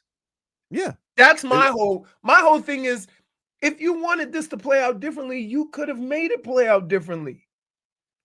Let's see. This is Jimmy. That guy got stomach flu 17 times in the last 3 years. What's up, Jimmy? Hey, Tobin. I'm surprised you guys haven't mentioned this, but what do you think is Jimmy's trade value at this point? And am I delusional in thinking, is it possible to get Fox? I think I'm being delusional. If we trade Jimmy, a young player, and a draft pick. I think Fox has to make a stink too. I think that's why, and I think that's kind of where all the parties were, Jimmy, is like, I think that everybody was hopeful it would get to the summer because it's just easier to move things. People's, in season, the restrictions that a lot of teams have because of aprons and all that type of stuff. I just felt like, I think everybody's looking at it right now because there's a lot of front offices I don't think that have a grasp or the maneuverability with trading right now in the season. So I think that's also part of it is like, the Heat were hopeful, like Leroy said, like this would be amicable, have a good season. And yeah, we will facilitate. If you can find a team that gives you a sign and trade in the off season, we'll help facilitate that. We'll make that happen. Now, I don't know what the hell happens. Now, I don't know what the petty showdown is if it does get to the summer. I don't think it will get to the summer. Like, it kind of feels inevitable that they got to find a destination for him now. How's Zion's hammy? No. Why? Good. Because that deal gonna cost you $300. How's that hammy looking? Bring that hammy to Miami. Wow. Hey, you realize, right? You signed up for the same thing, except it cost you $300 million instead of another 40 or another 60. Nah, he's already on a deal. I mean, as a I think he's got to play like 4 games for it to be guaranteed or whatnot. Just try it on for size. I'm not saying Zion Williamson, because I don't even know, would it be something if the Panthers had any team? Pelicans. Man, what if they made Jimmy Butler a Pelican? And they got Zion Williamson. I would say that one of the reasons why it becomes difficult to do it now is simply because you're right. There's a lot of people that are in cap situations that they need that off season to figure out where the hell they are. Right. And they ain't thinking about that right now. Right. And so they probably need time to sit down and say, okay, we can do this, and a trade, unless you've been wanting to trade from the get-go, you haven't really sat down and figured that out. Right. And now it's to a point where if Jimmy Butler did have his 4 teams and none of those teams are interested in either trading for the Heat or really can't trade with the Heat, then Jimmy is at the point of he's like, fine, anywhere, dude, just get me out of here. Here's the other thing is that you look at the guys who've demanded those trades in the last 3 or 4 years. Okay. Do you think Jimmy is on the same level as those guys? And we can just think of the guys that have demanded trades in the last few. You had KD. Yep. You had Dame. Okay. He's above Dame. You think Jimmy's better than Dame? Yeah. He is all around player. Obviously, Dame's a better scorer. But that's okay. But I mean, Jimmy's teams have Jimmy wherever he's gone. I mean, his teams have had more impacts than Dame has. Dame, I'm sure, is Dame's an elite scorer. If there's no Steph Curry, we're probably talking about Damian Lillard. But I think Jimmy Butler's a better player. I know what you're gonna say, like availability for sure. I get all that. I'm just saying. What about Kuminga? I'm not into getting. You're not into Kuminga? I'm not into Kuminga. He's another young player. That Kuminga trade comes with Wiggins too. That does nothing for you. Nah. Right. I'm still trying to figure Wiggins out. He had that one finals where he was the best player on the court at times. Zion, though, Zion, I'm not, dude. You hold on. Let me ask you a question. I'm gonna ask this question. You think Pat Riley is going to trade for another guy who doesn't play? His whole argument the last 2 years was availability. He's only 24. Like, we walking around the park a little bit. Let's see what he's got. You want him? You want him around Astron? That's a big question. That's a totally fair question. He's only 24. Schmieden says Kuminga's 22. Tobin is nuts. Right. I mean, here, Kuminga is what, 6'10", 6'9", 6'10"? Is he that big? Yeah. Let me see. 6'7". No, I thought he was bigger than that. Google says 5'6". So like when you think of how athletic you get.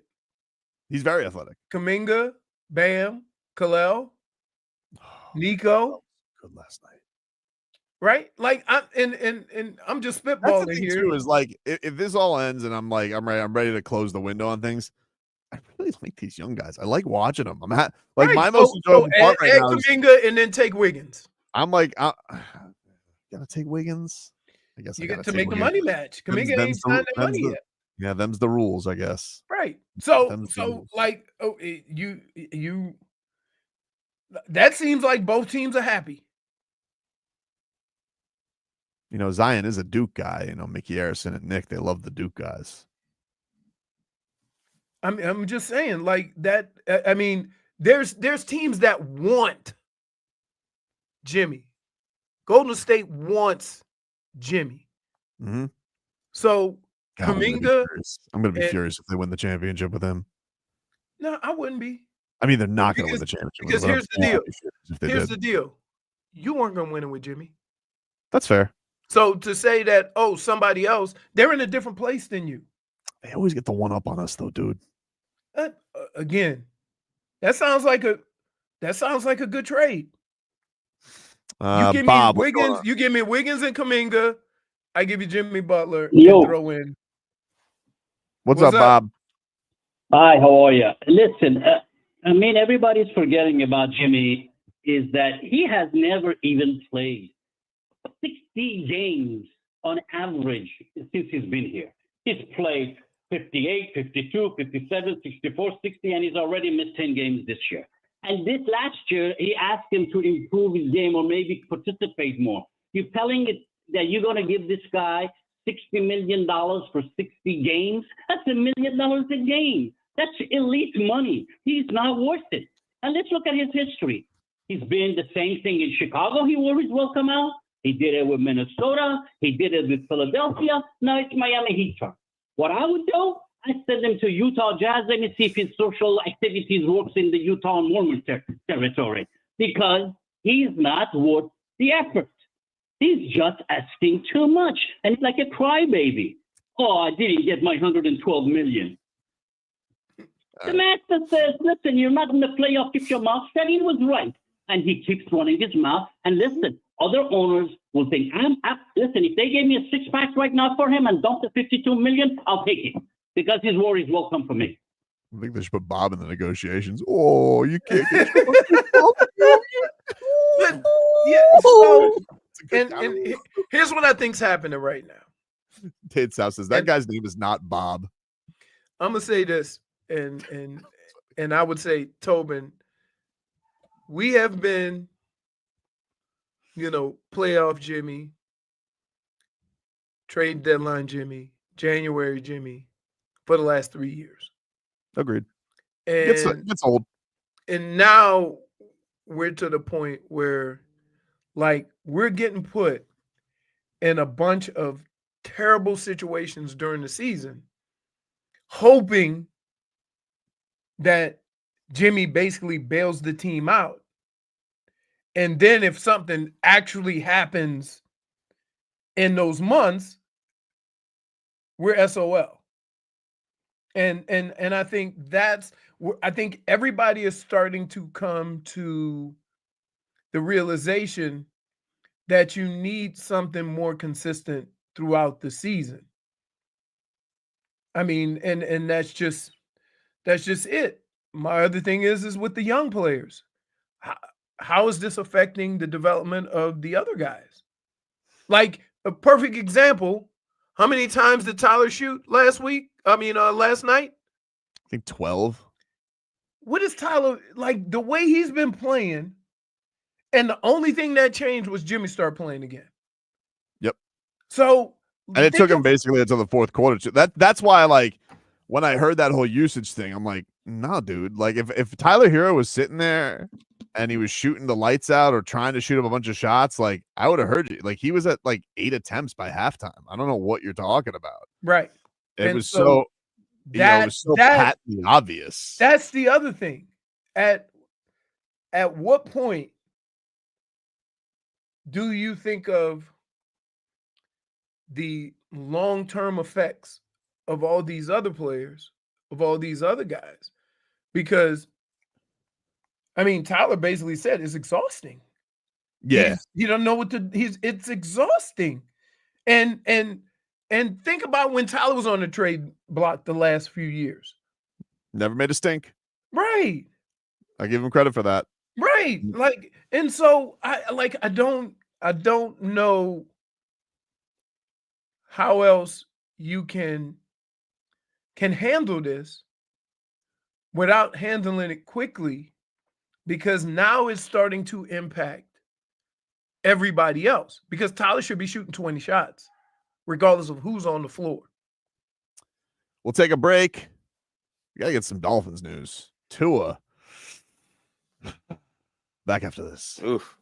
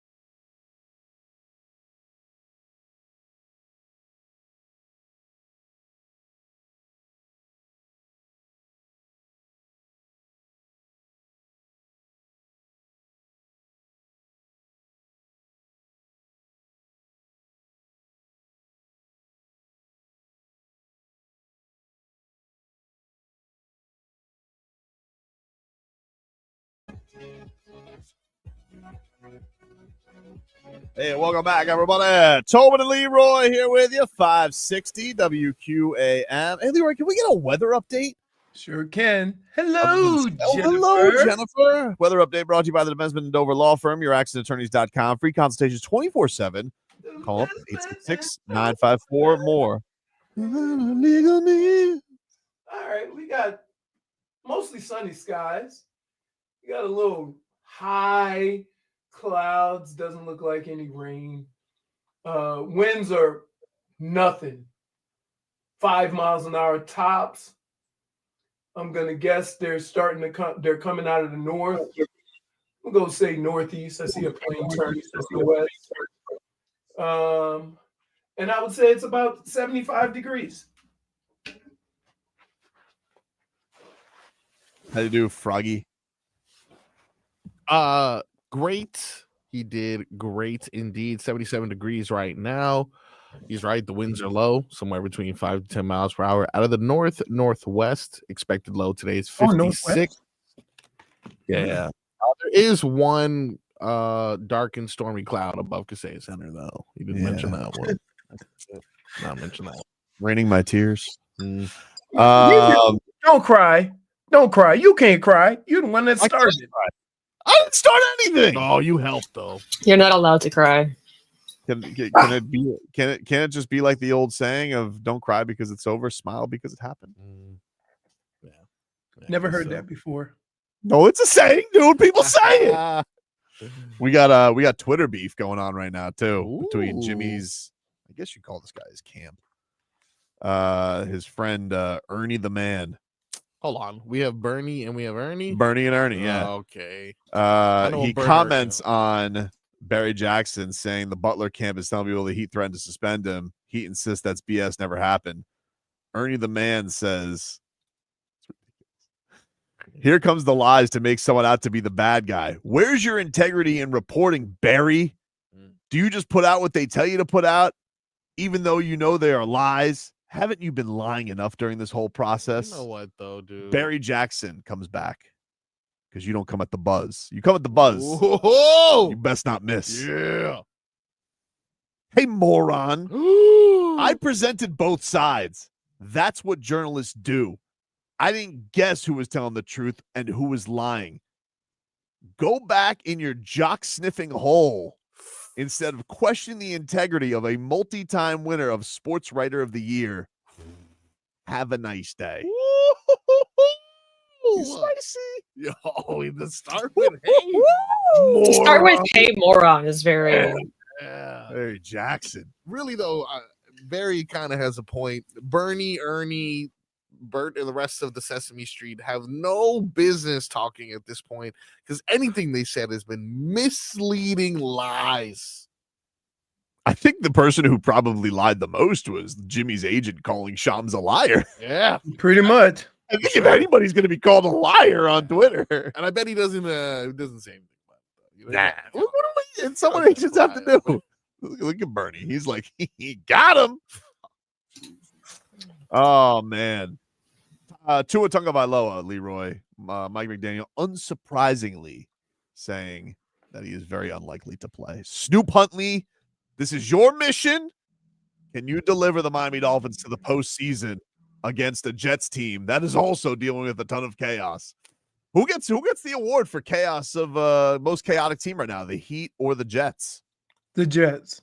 Still the Jets? Still the Jets. Yeah, because they gave a guy $50 million on crutches. Well, it's Snoop. Look, I liked how Snoop played last week. Yeah, but it was a revenge game. He doesn't have a revenge game factor against the Jets. And get him up to speed then. He also may not have an offensive line. Although it does seem like we're getting Jalen Waddle back, which is good news. Woo. Don't do that. What do you mean? Did you guys see yesterday Jonnu Smith? He said the Dolphins getting no Pro Bowlers was a slap in the face. Yeah, whatever, dude. Go win the game this week. Like, all right, whatever. Again, I think Sealer will end up being in.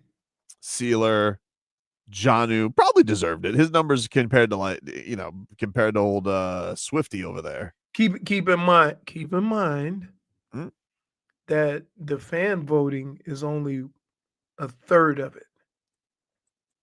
Well, they got named though. It's over. I'm not talking about the All-Star game. They named the Pro Bowl. Oh, really? Yeah, but guys who can opt out because they got they go deep in the playoffs, then more guys can make it. But Jonnu probably should get. Jordan Brooks also had a really good season at linebacker for the Dolphins. But Sealers was a crime. Like Sealer linebacker is hard to pick. You're basically just picking your favorite guy, because if you look at all the linebackers, the middle linebackers make a bunch of tackles. Like there's a bunch of linebackers with 100+ tackles and picks and forced fumbles. It's just the guys you're familiar with that you pick. Yeah. Sealer, though, I hope he gets the nod. He deserves it. Also, nothing.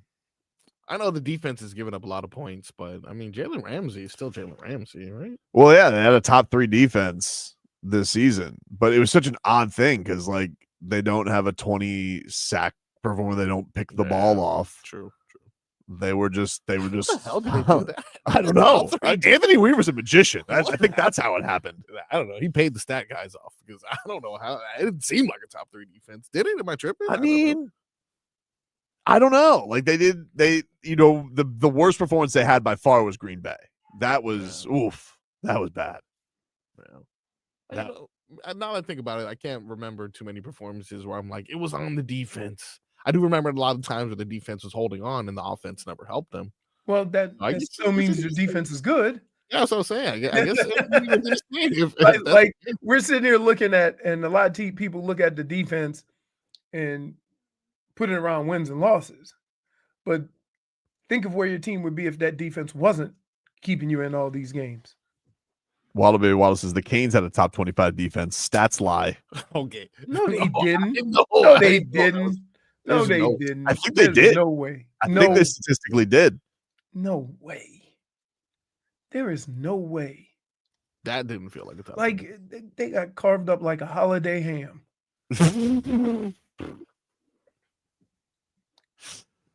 What do you think when Lance Guidry got called up by Mario Cristobal? He goes, I already know. I'm already packed. Yeah. Stuff is packed, boss. Yeah, I knew after 21-0. I was. I don't understand though. Like I'm seeing points per game. There were 70th, yards per game 30th.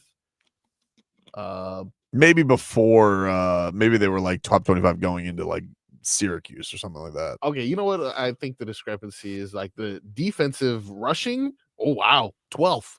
Passing 123rd. So, it felt like it. Yeah, average those out. So when you're 123rd, guess what teams are doing? Not rushing. Remember when that intangible on FSU even went for like 60 yards? Literally, I was like, oh my God, this is crazy. There was a quarterback. I can't remember if it was probably Georgia Tech. I don't even think he was fast. He just like they had the specialty quarterback. This guy, you know he's gonna run the ball. You know he's gonna run. You know he's running. This guy's passing. You know it. All right, guys, this is the passer. It's 30-25. Hey, 28-yard pass. Hey, we played with a quarterback. We had that at Michigan, and we ended up winning the Rose Bowl. So I don't know how. Yeah, I don't know how it works out that way. But we had one guy was only there for short passes. He couldn't even throw it deep, and the other guy, he was more mobile. So, yeah. Stop saying that. There's a mobile quarterback. You like we just got a plate of empanadas here. Well, you know what that mobile quarterback is doing now? Playing the guitar. I wish this whole Jimmy Butler thing hadn't happened. I had a stat that would have made Leroy really mad today about the Tyler Herro All-Star comparison. I learned a new stat yesterday. What's that? VORP. What's that? I'm sorry. What's that? Value over replacement player. Oh, okay. Tyler Herro amongst the candidates highest VORP. But it doesn't even feel like it's hollow. I'm not in the mood to do it today. Is it even VORP? Yeah, dude, VORP. What's it? Well, look, if I'm being honest, if that helps prove a couple of my points, then I'll use Vorp. But I have no idea what the hell that is. Oh, I don't know how you figure out Vorp. No, I don't. I mean, what do we even do? I don't know.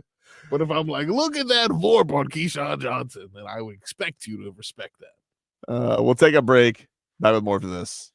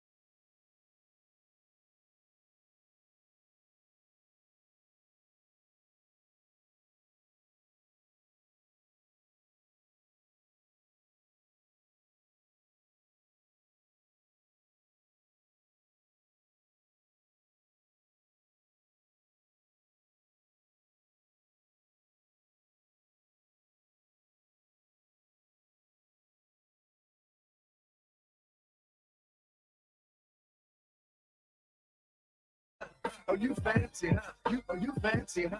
Oh, you fancy, huh?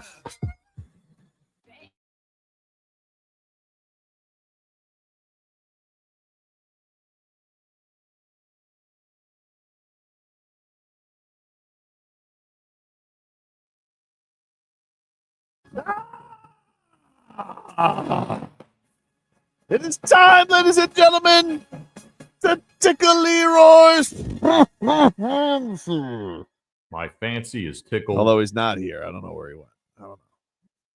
He hasn't done this all show. He really hasn't. And But this the is like the one- one time. I mean, I guess I could just go back to the Jimmy Butler thing. You know, I got plenty more if you guys want. I just figured everybody wanted like a little bit of a reprieve, a break from Jimmy Butler talk. I did want to hear Bam and Tyler. but I also wanted Leroy to be present for that. We'll get to that. I will play Bam and I will play Tyler at top of next hour. But let's tickle Leroy's fancy. All right. Let's get a little. We do have a big football weekend ahead. And he's got to corral his dog with his sex toy, chew toy. Hey, I was I'm like, Where did you guys get you? Why do you shop for Dre's So- toys at Pleasure and Boreum? So And why I that said- color? So I said, Mel, what is that? Right? And she goes, oh, that's a toy. I'm like, whose?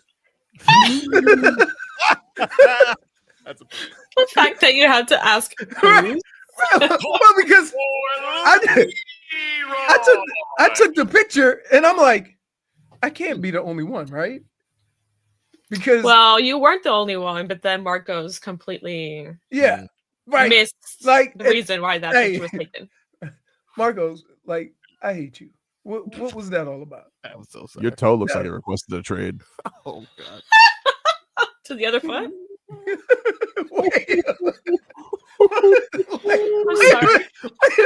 Wow! It's already got the extension. Oh man. I mean, even Spirit Leroy is in on it. I'm so sorry. I didn't say anything yesterday. Now I had to.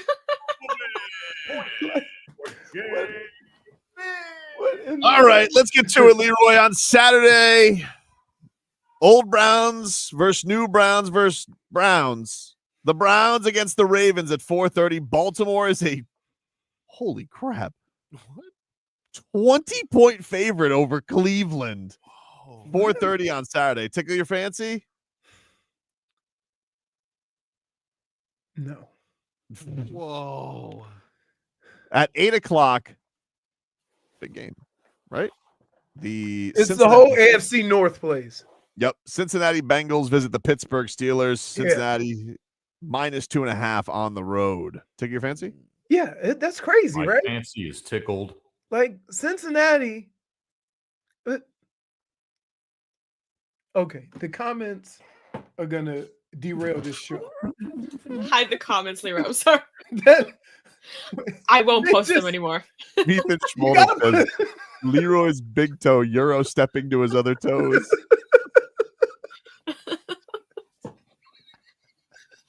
Point for Oh man. Can we get back to task at hand? Task at hand. Task at hand. So tickle your fancy, Bengals and Steelers. Yeah. My That's gonna be a big fancy is game. tickled. 1 o'clock on Sunday. The Carolina Panthers visit the Falcons. Atlanta's a 7.5-point favorite. Tickle your fancy? Absolutely not. Really? Fancy not tickled. Still alive? Not eliminated yet. Got to see what happens in Tampa, of course. Well, first of all, you know how I feel about Atlanta. Yeah. I don't true. want to see Atlanta win, Mhm. and they're playing Carolina. Does Washington Commanders at Dallas Cowboys, does that tickle your fancy? The Redskins are already in, right? I mean, the Commanders The Commanders are already in the playoffs. they punched the wild card. No, not really, because I don't like Fancy not just tickled. watching Dallas crash and burn, and they've actually been playing decent. Mm-hmm. No, I think I'm a wait because I know the action is going to pick up. Bears at Packers tickle your fancy? Green Bay's a 10-point favorite. No, because the Packers are already set. They can't win the division.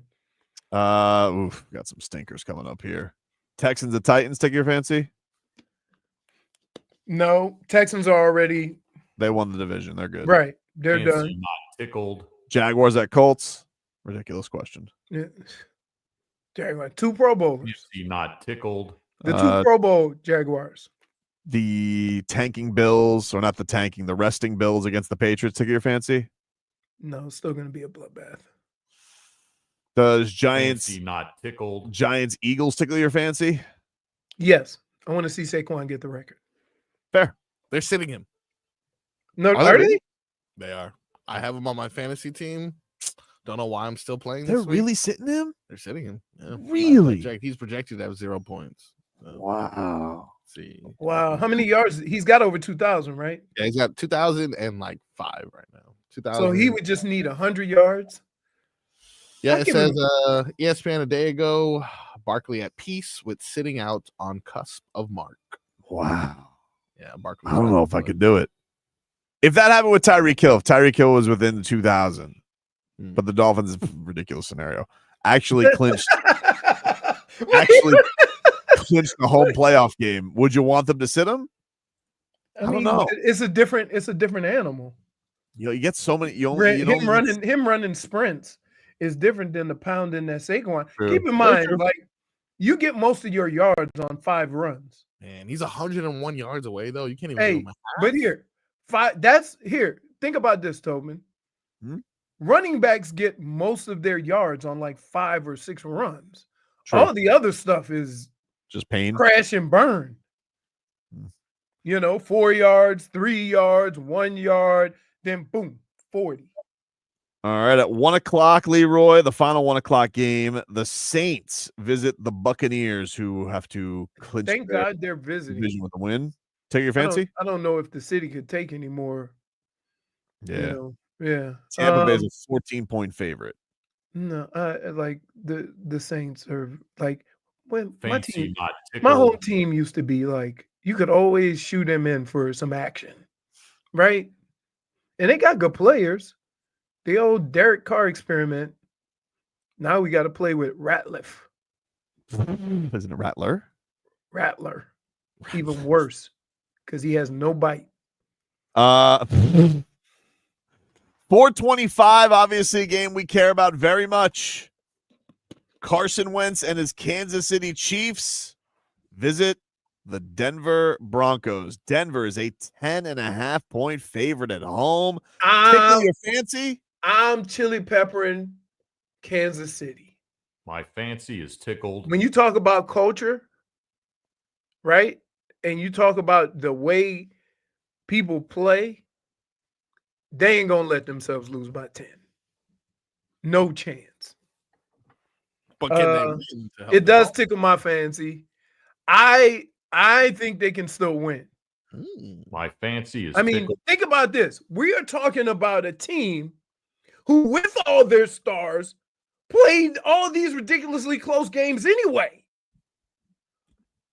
So you saying, oh, because those guys kept it close, these guys are going to get blown out? I just think the way that they play keeps these games close. You hiding right now? What are you Yeah, doing? what's wrong, Tobes? What's going on here? Dave South called you Dikembe my big toe.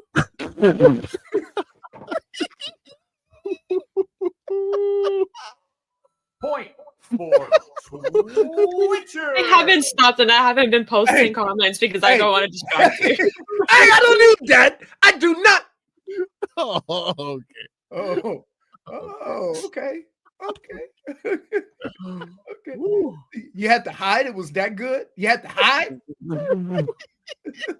I didn't know if he was crying. My overall general concern for my boy. I'm like, what's wrong with Tobin? And he's out here He's making under fun there of you. laughing. Okay. I got nervous because I thought there was a trade that happened with Jimmy Butler, but I No. checked. Schmeaton I hadn't thought- reported it I yet. thought he put his hand over his eyes because I said something wrong or cussed. That's what I thought.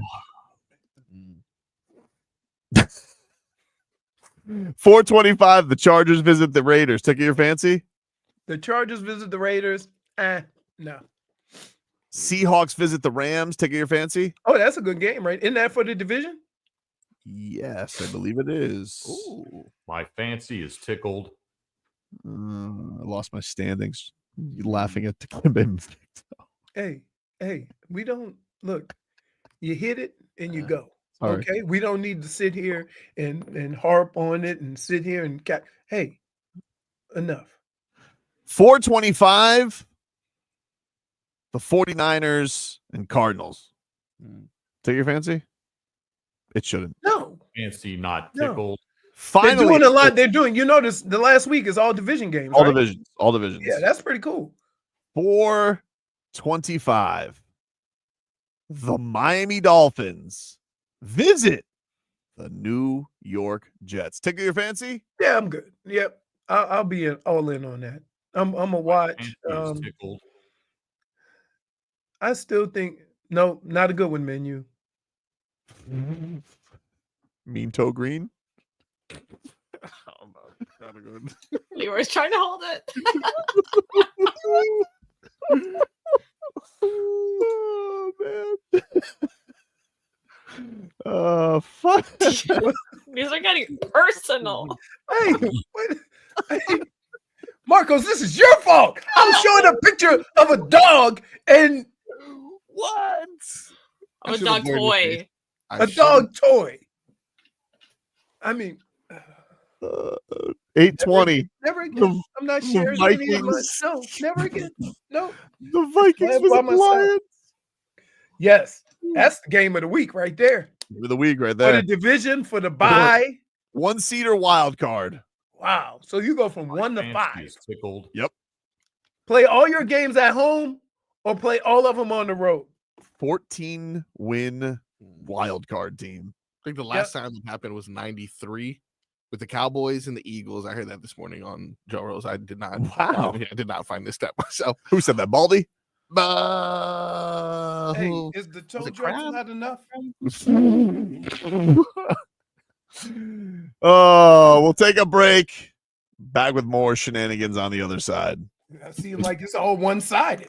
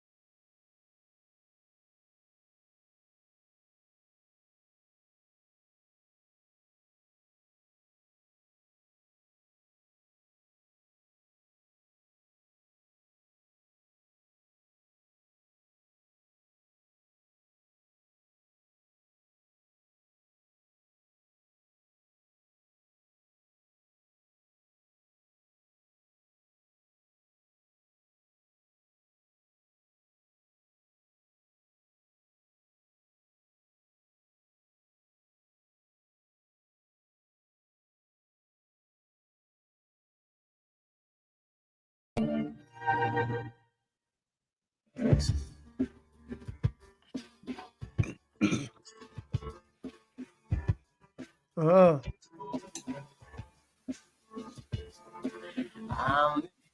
feel like anytime you guys come late and into the screen at the same time, you plotting against me. No, dude. I was just putting I up. feel sketchy. I was Yeah. just putting clips. I swear. So you're not going to tell him what you told me? I didn't even talk to you this week, you rat bastard. Sure, dude. No problem. Haven't you done enough damage to Leroy today already? It's your He's fault. also doing damage to us, You know by what? the way. Now I know how Jimmy feels. Tobin. Wow.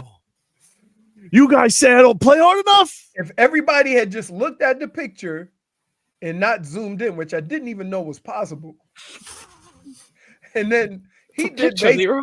he did basically. Y'all looking at that? This what I'm looking at. Honestly, I didn't even look at it when you sent the picture. Man. Let's get to headlines here. Brought to you by Doral Kia. Doral Kia, choose from over 500 new Kia models in inventory. Like the Sportage, the Sorrento, and the Telluride. Remember, when it comes to Kia, the great deals are at Doral Kia. I've been talking about Jimmy Butler all day here on the program. If you missed any of the show, you guys can get it on the Odyssey app, AUDACY, or on our podcast hours, or you guys can scroll back on the Twitch or YouTube feed. We'll also put some clips up for you guys to digest later on. But you guys wanted to hear from Tyler. Marcos, you said you wanted to hear what Tyler had to say last night after the game. So yeah, to set the scene, Heat lose, Spo talks, it kind of somebody asked him about it. I think it was Wes Goldberg from Lockdown about the Jimmy thing, and he goes, "That's an easy storyline." Some other guys were asked about Jimmy, and he goes, "Nah. Maybe we'll get the ball in his hands more." Like you understand. Basically, no selling it. You understand that these are not questions you have with your supposedly star. There's never been a question since Jimmy has been here about getting the ball in his hands more. Never. And now all of a sudden, all these other situations present themselves and you use that line? Yep. I'm not buying it because I've never heard this with Jimmy. Never heard this with Jimmy's usage rate or Jimmy having the ball in his hands. When have you ever heard Spo say this in 6 years? Yeah, it's a convenient thing to put out there for sure. So Jimmy talks. He says his whole, I can't find my joy. Probably can't find it here.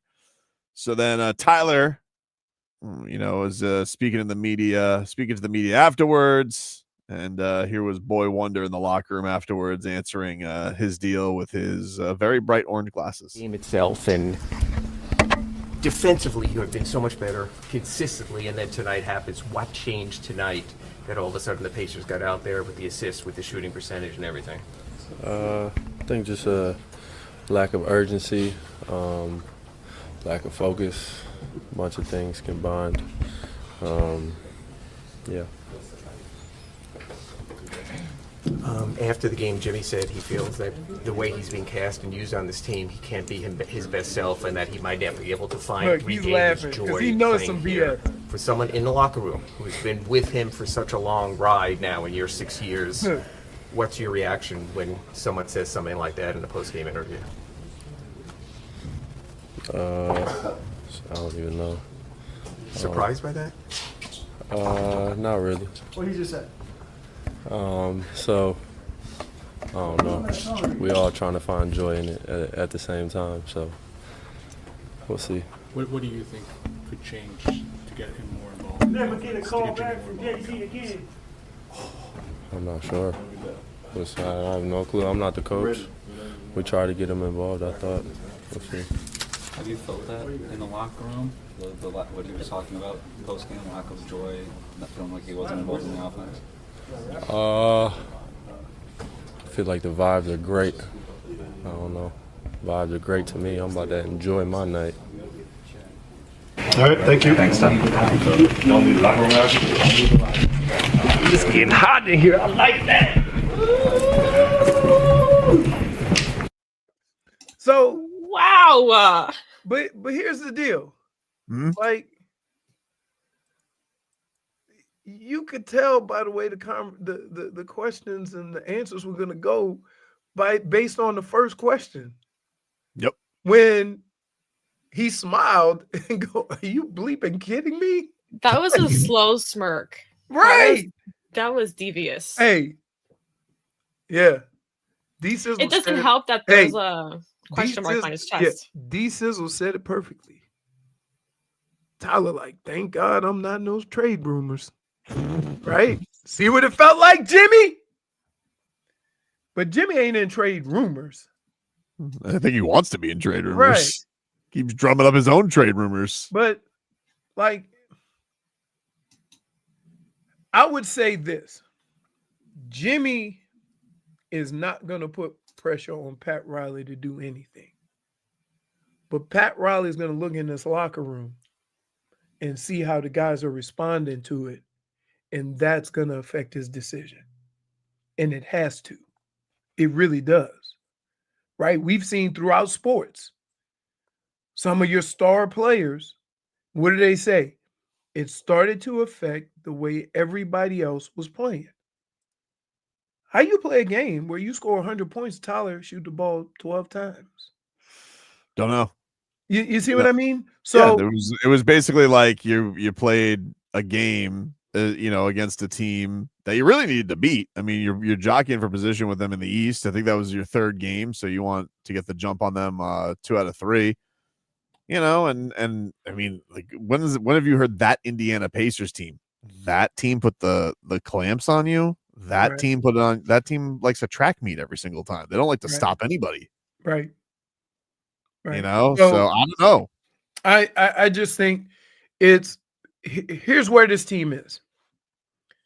This team is where normally when teams, let's be clear, Indiana got out to a hot start. They were making everything. That happens.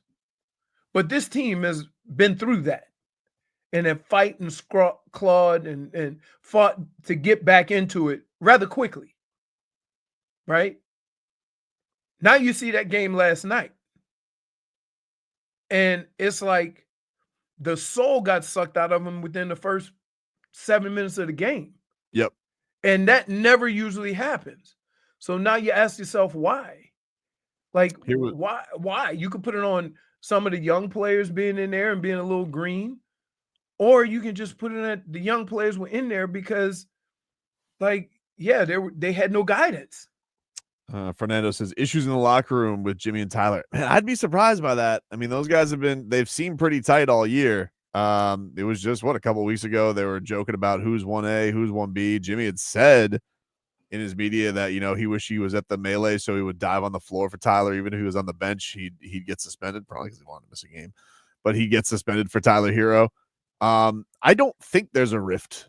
I don't amongst the players, but it has gotten to this point with the front office where Jimmy kind of feels like this is his only lever left to play, and that's to dog it.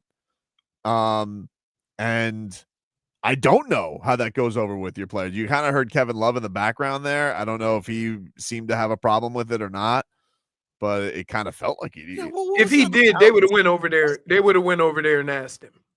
I don't know. It was frosty yesterday. But here is the players don't have a problem with Jimmy. Let's be he's not. But at the same time, it doesn't mean that he's not affecting their play. Right? Here was Bam yesterday. And after Jimmy the game came when he in had to post say- game and said he wants to find his joy, wants to get his joy back from playing basketball. And when he was asked if he can get that joy here, he said probably not. As the captain, as somebody who's in the room, obviously, just how much has this relationship deteriorated, or is this just a case of a couple bad nights back to back? I mean, is there something big here, or is it just a bad night all around? I think it's a bad night all around. You lose the game. Obviously, he's frustrated. He feels like he's, standing in the corner. So he's got a lot of things going on in this corner. For us, keep the main thing, like our coach always tells us. You know, we play to win, and that's what it's all about. Bam, as a captain, when you hear a teammate saying he can't say whether he prefers to be here and then talks about that he might find his joy somewhere else, how do you as a team that are trying to play together, that are going to be here, that are pushing through all this, how do you as a locker room deal with someone like that when one of your leading men says he's not so sure he wants to be here? How else you gonna do it? We go out there and play basketball still. You know, it's still our job. It's still what pays our family, take care of our family, take care of a lot of us. So, you know, we can't slow down. We have to figure out how to win games and push through. Bam, I know this is more for the coaching staff to figure out, but how do you feel like you guys can get Jimmy more involved in the offense when he says he feels like his role changed within the offense this season? I mean, it's gonna take time. That's the one thing. It's all this going on because it's a glaring effort that we need to make as a team just to get him the ball. You know, I feel like you said, it's a coaching thing, but you know, I feel like Spo figured that out. Jimmy obviously just told us that he's not sure that he wants to be here long term, but is that the first time that you guys are hearing of that? Has he indicated or told you guys that he might not want to be here? Yeah. I mean, you hear all the outside noise, and we block it out as a team because at the end of the day, like I said, we still got to go out and play basketball and try to win games.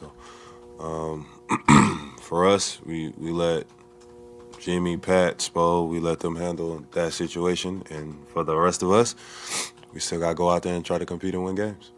Thank you, Bam. Yep. There you go. Bam Adebayo yesterday after the game. It seems like soon as there's a follow-up that could add to a comment, you hear, thank you, Bam. Thank you, Tyler. All right. Yeah. So, but the thing that I hate about this, okay, this is a situation between Jimmy and the Heat, right?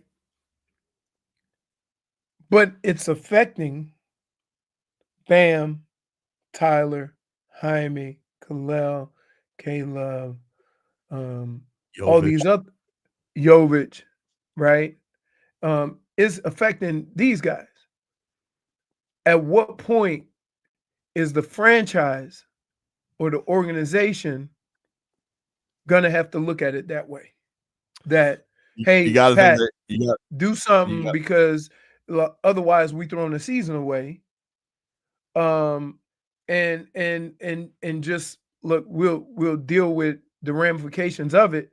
But right now, we need to be focusing on basketball. Well, let's and just not say other stuff. Let's say nothing happens today, right? Like, let's say there are no trades. There's a game tomorrow. Then what? Like, how does that locker room handle? What are they gonna do with Jimmy? What do they do? Yeah, exactly. Do they play him or do they say, hey, the Heat have never here? Think about this. Regardless of how disgruntled a player has been, it's never been to the point where he didn't play. Well, Dion, James Johnson, Hassan. Oh, okay, but they were ancillaries. High paid ancillaries. Yeah. Right. They weren't like the stars on your team. Yeah, that's why I'm asking, like, but how does the locker room handle it? Right? Like, put all the Pat stuff aside, like, is there anything the guys in there can say to him that would get him to actually try to play basketball? No, because Jimmy's always been the one talking to them. Jimmy's was the one talking to Tyler through the trade rumors, right? So the shoe's on the other foot. I'm guessing. But Tyler never went out there and cruised. Right, I know, but he was still. I'm asking about. Can anybody talk to him about, like, hey, whatever happens, but, like, are you going to go try? Which is his words. Which was his words to them. Yeah, I know. But now I'm talking about microphones away. Forget about what he says in the press. I'm talking about when the door shuts on the locker room before you're supposed to go out there and play the Jazz. Who has that cachet? Bam. don't know.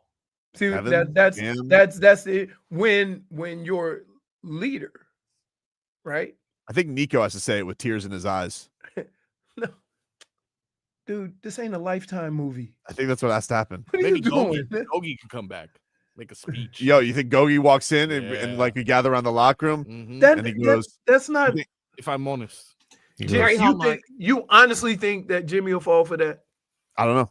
No, That's not about telling you. falling for it, but it's like, I'm okay, just saying, like, here's what I you would, but nobody in that locker room, let's just say, okay, the Pat's like, we don't have a deal. There's nobody trading for you right now. You know what this is?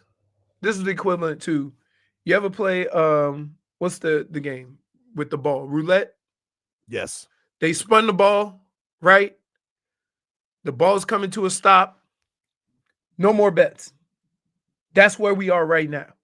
We're in the fact that Jimmy is where he is, the Heat are where they are. There's nobody can put no more wagers or move their bet somewhere else. It is what it is right now. And everybody's just going to have to kind of deal with it. I think Spo is going to have to make a decision or have a conversation with Jimmy. I think if there's one person that could do it, it would be Spo. Right? But is Spo already saying something, right, by putting him in the corner?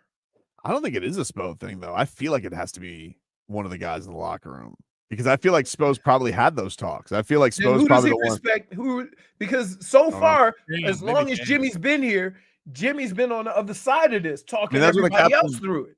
That's what a captain is supposed to do. So He's supposed then to it's put this in Bam. check. This is Bam's opportunity to step up. It is. Agreed. Man, like, But I don't like. I get it. Leroy. It's not Friday Night Lights. I understand it's not a movie, but I also think like I'm just saying in the situation of, hey, there's no trade tomorrow. Right. You could either do two things. The Heat could ignore all this and be like, Jimmy, just go away, dude. And if we figure this out, we figure it out, and we just pay you $50 million to go away for right now. Or, okay, we're gonna play basketball. If a trade happens, a trade happens. Fine. You're gonna have your riff with Pat. You're gonna have your riff with Spo. But what about the guys you play with? But in the end, okay, it's about winning games, not proving a point. But it kind of doesn't feel like that right now. Right. So it doesn't. It feels like it's more about proving a point. My point is this: a decision or a conversation is going to have to be had that shows that it is about winning and not about proving a point. Again, the best thing Jimmy could have done was to play Jimmy basketball, because that helps all the other stuff that he wants. If he would have went in and said, I'm a ball out, let's get something done, right? Then it would make it easier for everybody to kind of do that. Right. But the fact kind of that feels like the damage is done there, though. right. So what do you like? So now what do you do? Because here's the other problem. The other problem is if you look at Jimmy's last 2 years and he's 35, who does he think gonna sign him to an extension? I don't know. You'd have to have a reckless owner, I guess, at this point. I mean, there's always the Clippers. There is the Clippers. Take a break. Back after this. WQAM.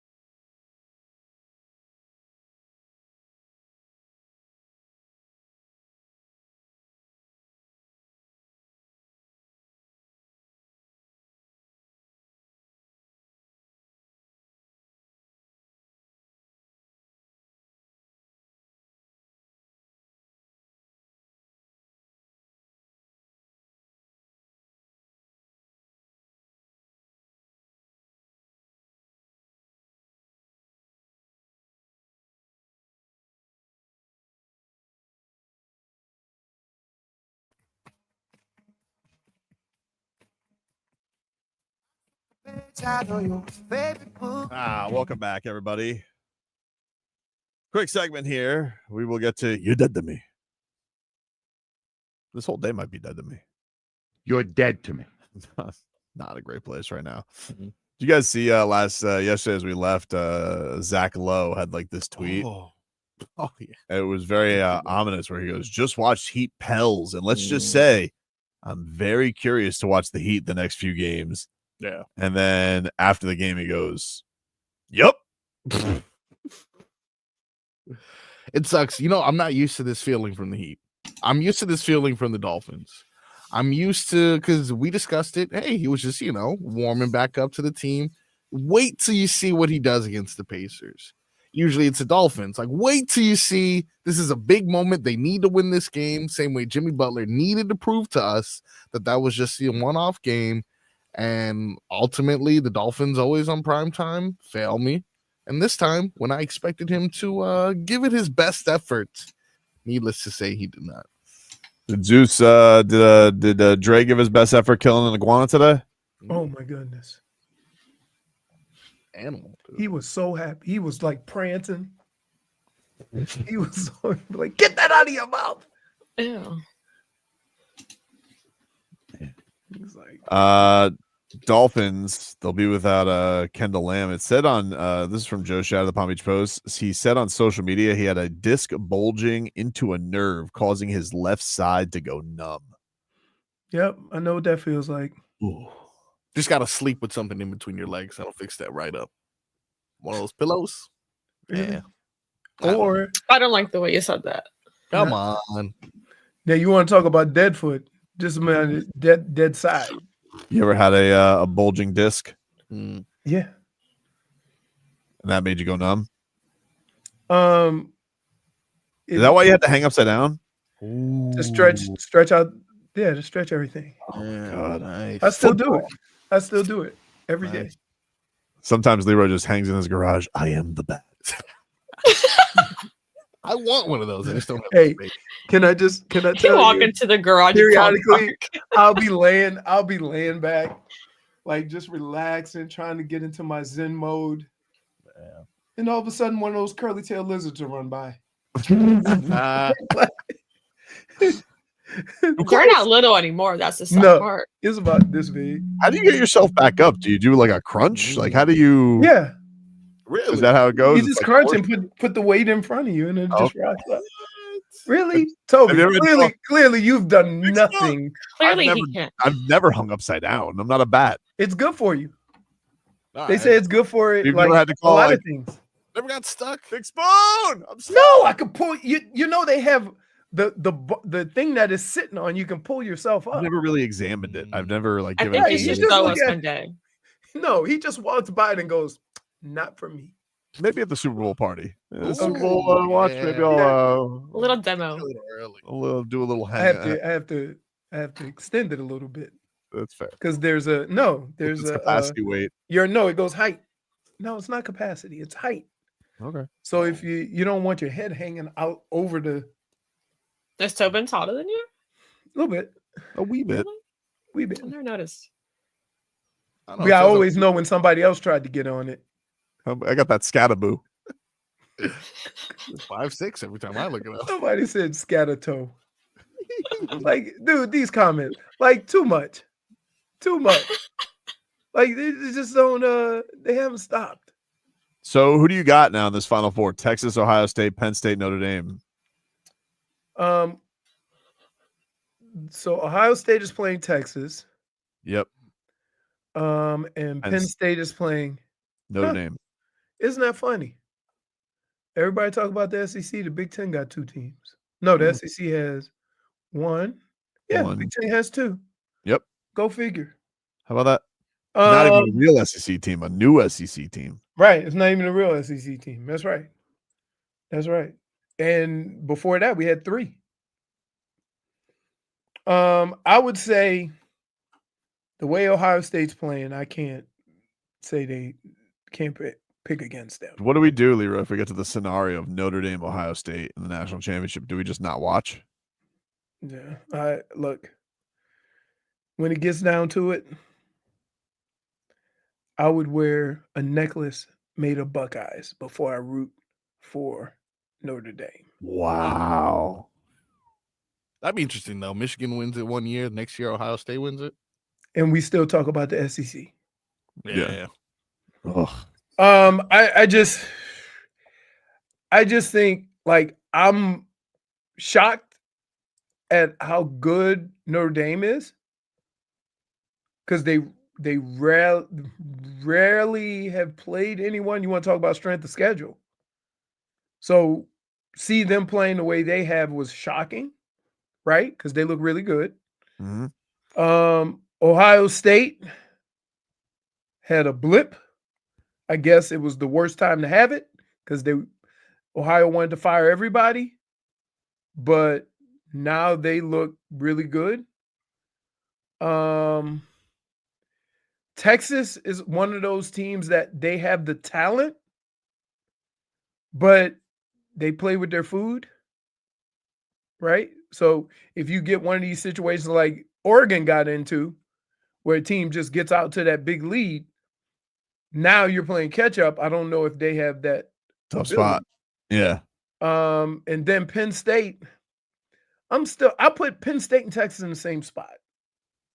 That being said, they can still big boy you, right? And so I'm interested to see, so far, Georgia played with their backup quarterback. They've gotten a pretty easy path. I want to see if Penn State can big boy them. Now, of all the teams that are left, Notre Dame runs the ball the best.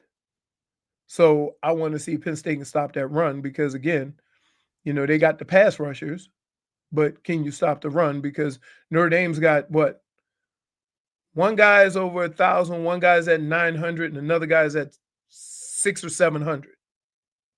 So they run the ball really well, and they can fly. They got speed. So I think I'm gonna sit it out if it's Notre Dame, Ohio State. I'll just be like, nah, no thanks. yeah. What's on tonight? What else? What else we got? Celebrity Jeopardy? I'm in on that. We'll take a break. Hey, they're playing this national championship game on Martin Luther King Day and the inauguration. Oh man. Yep. Wow. Busy day. Busy day. Take a break. Back after this.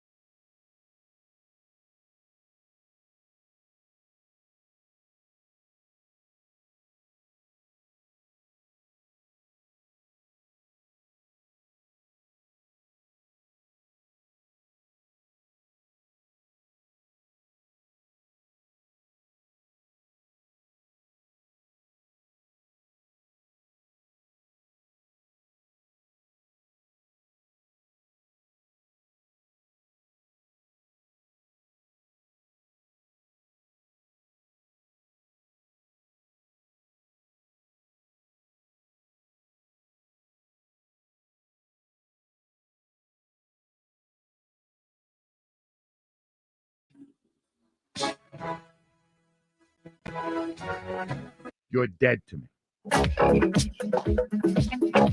Let's bury some people. Been a hell of a day here on the Tobin Leroy show. All caused by you. Let's not forget that. I don't like that.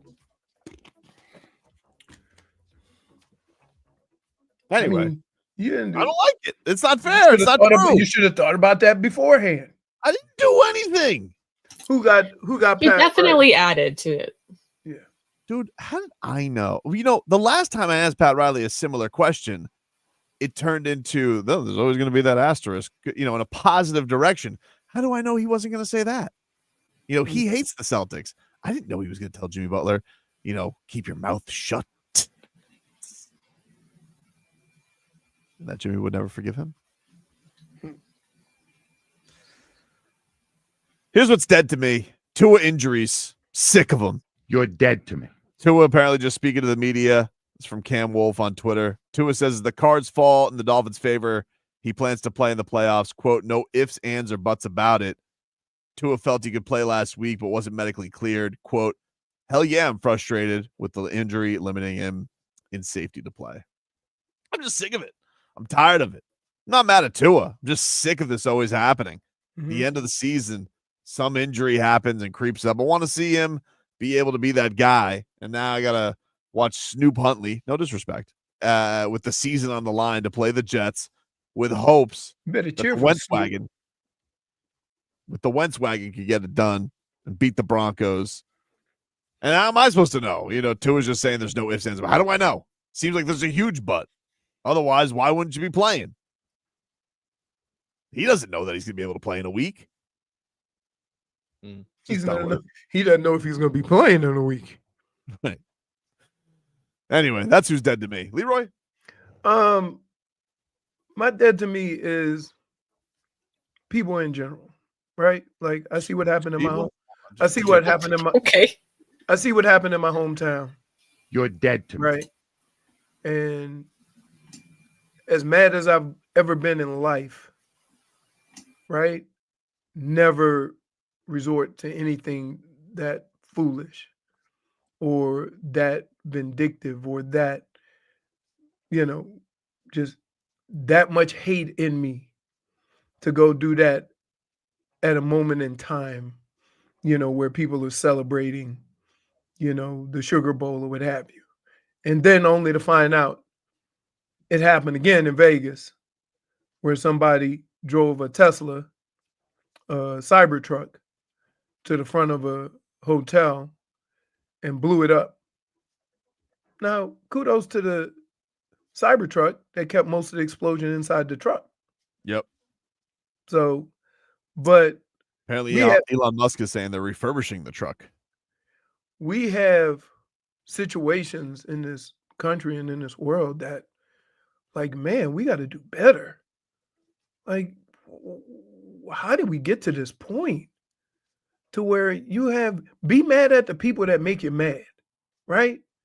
But just random people, college kids, young adults, people going to New Orleans to have a good time in a city that's already been through enough, I might add. Mm-hmm. So, like, yeah, man, like people who do stuff like that, you know, like, yeah, you're dead to me. And he's dead, but yeah, you're dead to me. Jennifer? You're dead to me. Well, this whole Jimmy Butler situation is just, it's dead to me because I feel a little emo. You're dead to me. And it kind of feels like a personal breakup, kind of like somebody cropped me out of a picture instead. That's how I feel. Doesn't feel so good, does it? It doesn't feel good.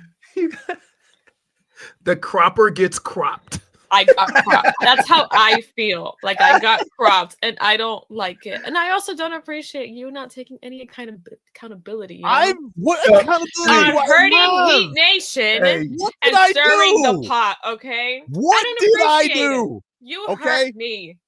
All this other stuff, maybe he genuinely is mad about, but the thing he was most mad about is Pat Riley not paying him. Should Pat Riley have said the keep your mouth shut thing? No, too much, Pat. I'm not responsible for Pat Riley's words. Can Pat I say Riley this though? is responsible for Pat Riley's words. As angry as you are about not getting your money for next year, what does that have to do with you earning the money that they're paying you this year? Yeah, it's true. Agreed. Okay. Agreed. 100%. I didn't like what he did last night. I got you. And I think that's where I think the night when before. you hear a lot of fans talk, that's where the issue. Of course. You know, I get that. Okay. 100%. I think that's what Bam was saying afterwards too. Like, you know, I don't get that. But also, it's not my fault, dude. Like, I'm not responsible for Pat Riley's words. He's a grown man. He's a very old grown man. He wouldn't have said it if you wouldn't have asked that question. You don't know that. It could, I know that. One time I asked Pat Riley about like the All-Stars, and he just went off and said, yeah, nobody believes in him, believes in us. He's gonna say what he wants to say. He's Pat Riley. And then Jimmy just gave me the death stare. I asked So let me ask you, would these comments have been made if you would have kept your mouth shut? That's what I just said. Hard to say. I know, but you got to see, Jennifer, you got to ask him to make him respond to it. And hard to say is not an answer. Look at all the looks. He's never going to give an answer. No, he's not. I didn't ask anything yesterday. I was like, I'm not dealing with the angry mob. I'm like, forget this. Well, you're kind of already. If I asked one thing, because I would have asked about Pat Riley. And if I asked about Pat Riley,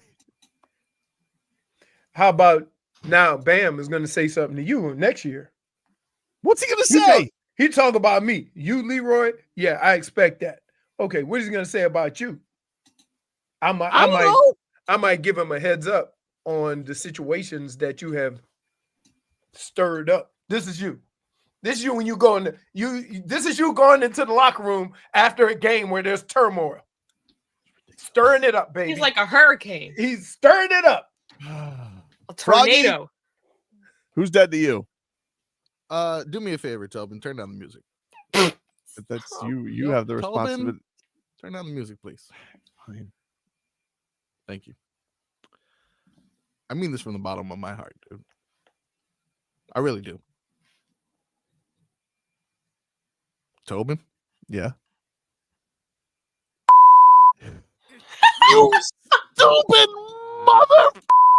Can't believe you had to open your big old mother and make Jimmy Butler unhappy. You did this, you. Feels good to get that out. Thank you, Marcos. Can I go enjoy my weekend? You guys leave me No! alone. Wait, you just got off a vacation. I just want to go. Look, Flip Jimmy your would've happened hat no to matter the what. front. Because you saw Pat, Jimmy, same person. This would have happened no matter what. But you greatly sped this up. I did not greatly speed I it would up. have had a final run. Escalated it. You greatly sped this up. Escalated it. Oh, you put nitrous in lighter this fluid. thing, dude. He went in there with some lighter fluid to say, I am now that's a fire. I am not lighter That's fluid. a fire. I'm not lighter fluid. I didn't speed things along. You I did didn't? not accelerate the process. You didn't? Did anybody else before that moment get the look? Did anybody before that moment get next? Yeah, do they give anybody else that look besides you? No one else got side eye. Nobody else got side and twisted look. Look, and he got the Look at got that. the combo. The side eye and I'd be twisted offended. lip. Look at that. Poor little baby Solana has been there for 4 years. He's never got the side eye. Yep. Mhm. Y'all see what I deal with. Everybody says he got to deal with stuff. You see what I He's deal over with. there now too, Oh, John. yeah. Oh, he's You want to pile on? You don't even want to know what he was saying. Woo. Really, it's why I had the bleeps ready. This guy's crazy mad over here. I say put your hat forward before you leave the building because there will be eggs in the parking lot. Yeah, it's your fault. Look, you proud of what you did? I'm not proud. I mean, tomorrow I'm taking Tommy to his first Heat game. You know, he's going to enjoy Heat culture. Hey, He about to show some face. Dad, You why better is go everybody dress moving, up as dude? Bernie. Why is everyone flicking us off? Don't worry, son. Just keep moving. Let's get your popcorn. Passionate Heat fans. Passionate Heat fans. Passionate Heat fans. They call him the stirrer. Talk to you rascals on Monday. You should keep your mouth shut. He would have stayed in Miami. My jersey doesn't mean anything anymore because of you. I do not want Jimmy Butler. Don't believe he can hold up at 37 years old at that price tag. I believe Jimmy Butler's going to end up on the New York Knicks. Brendan Tobin, want Jimmy Butler to retire.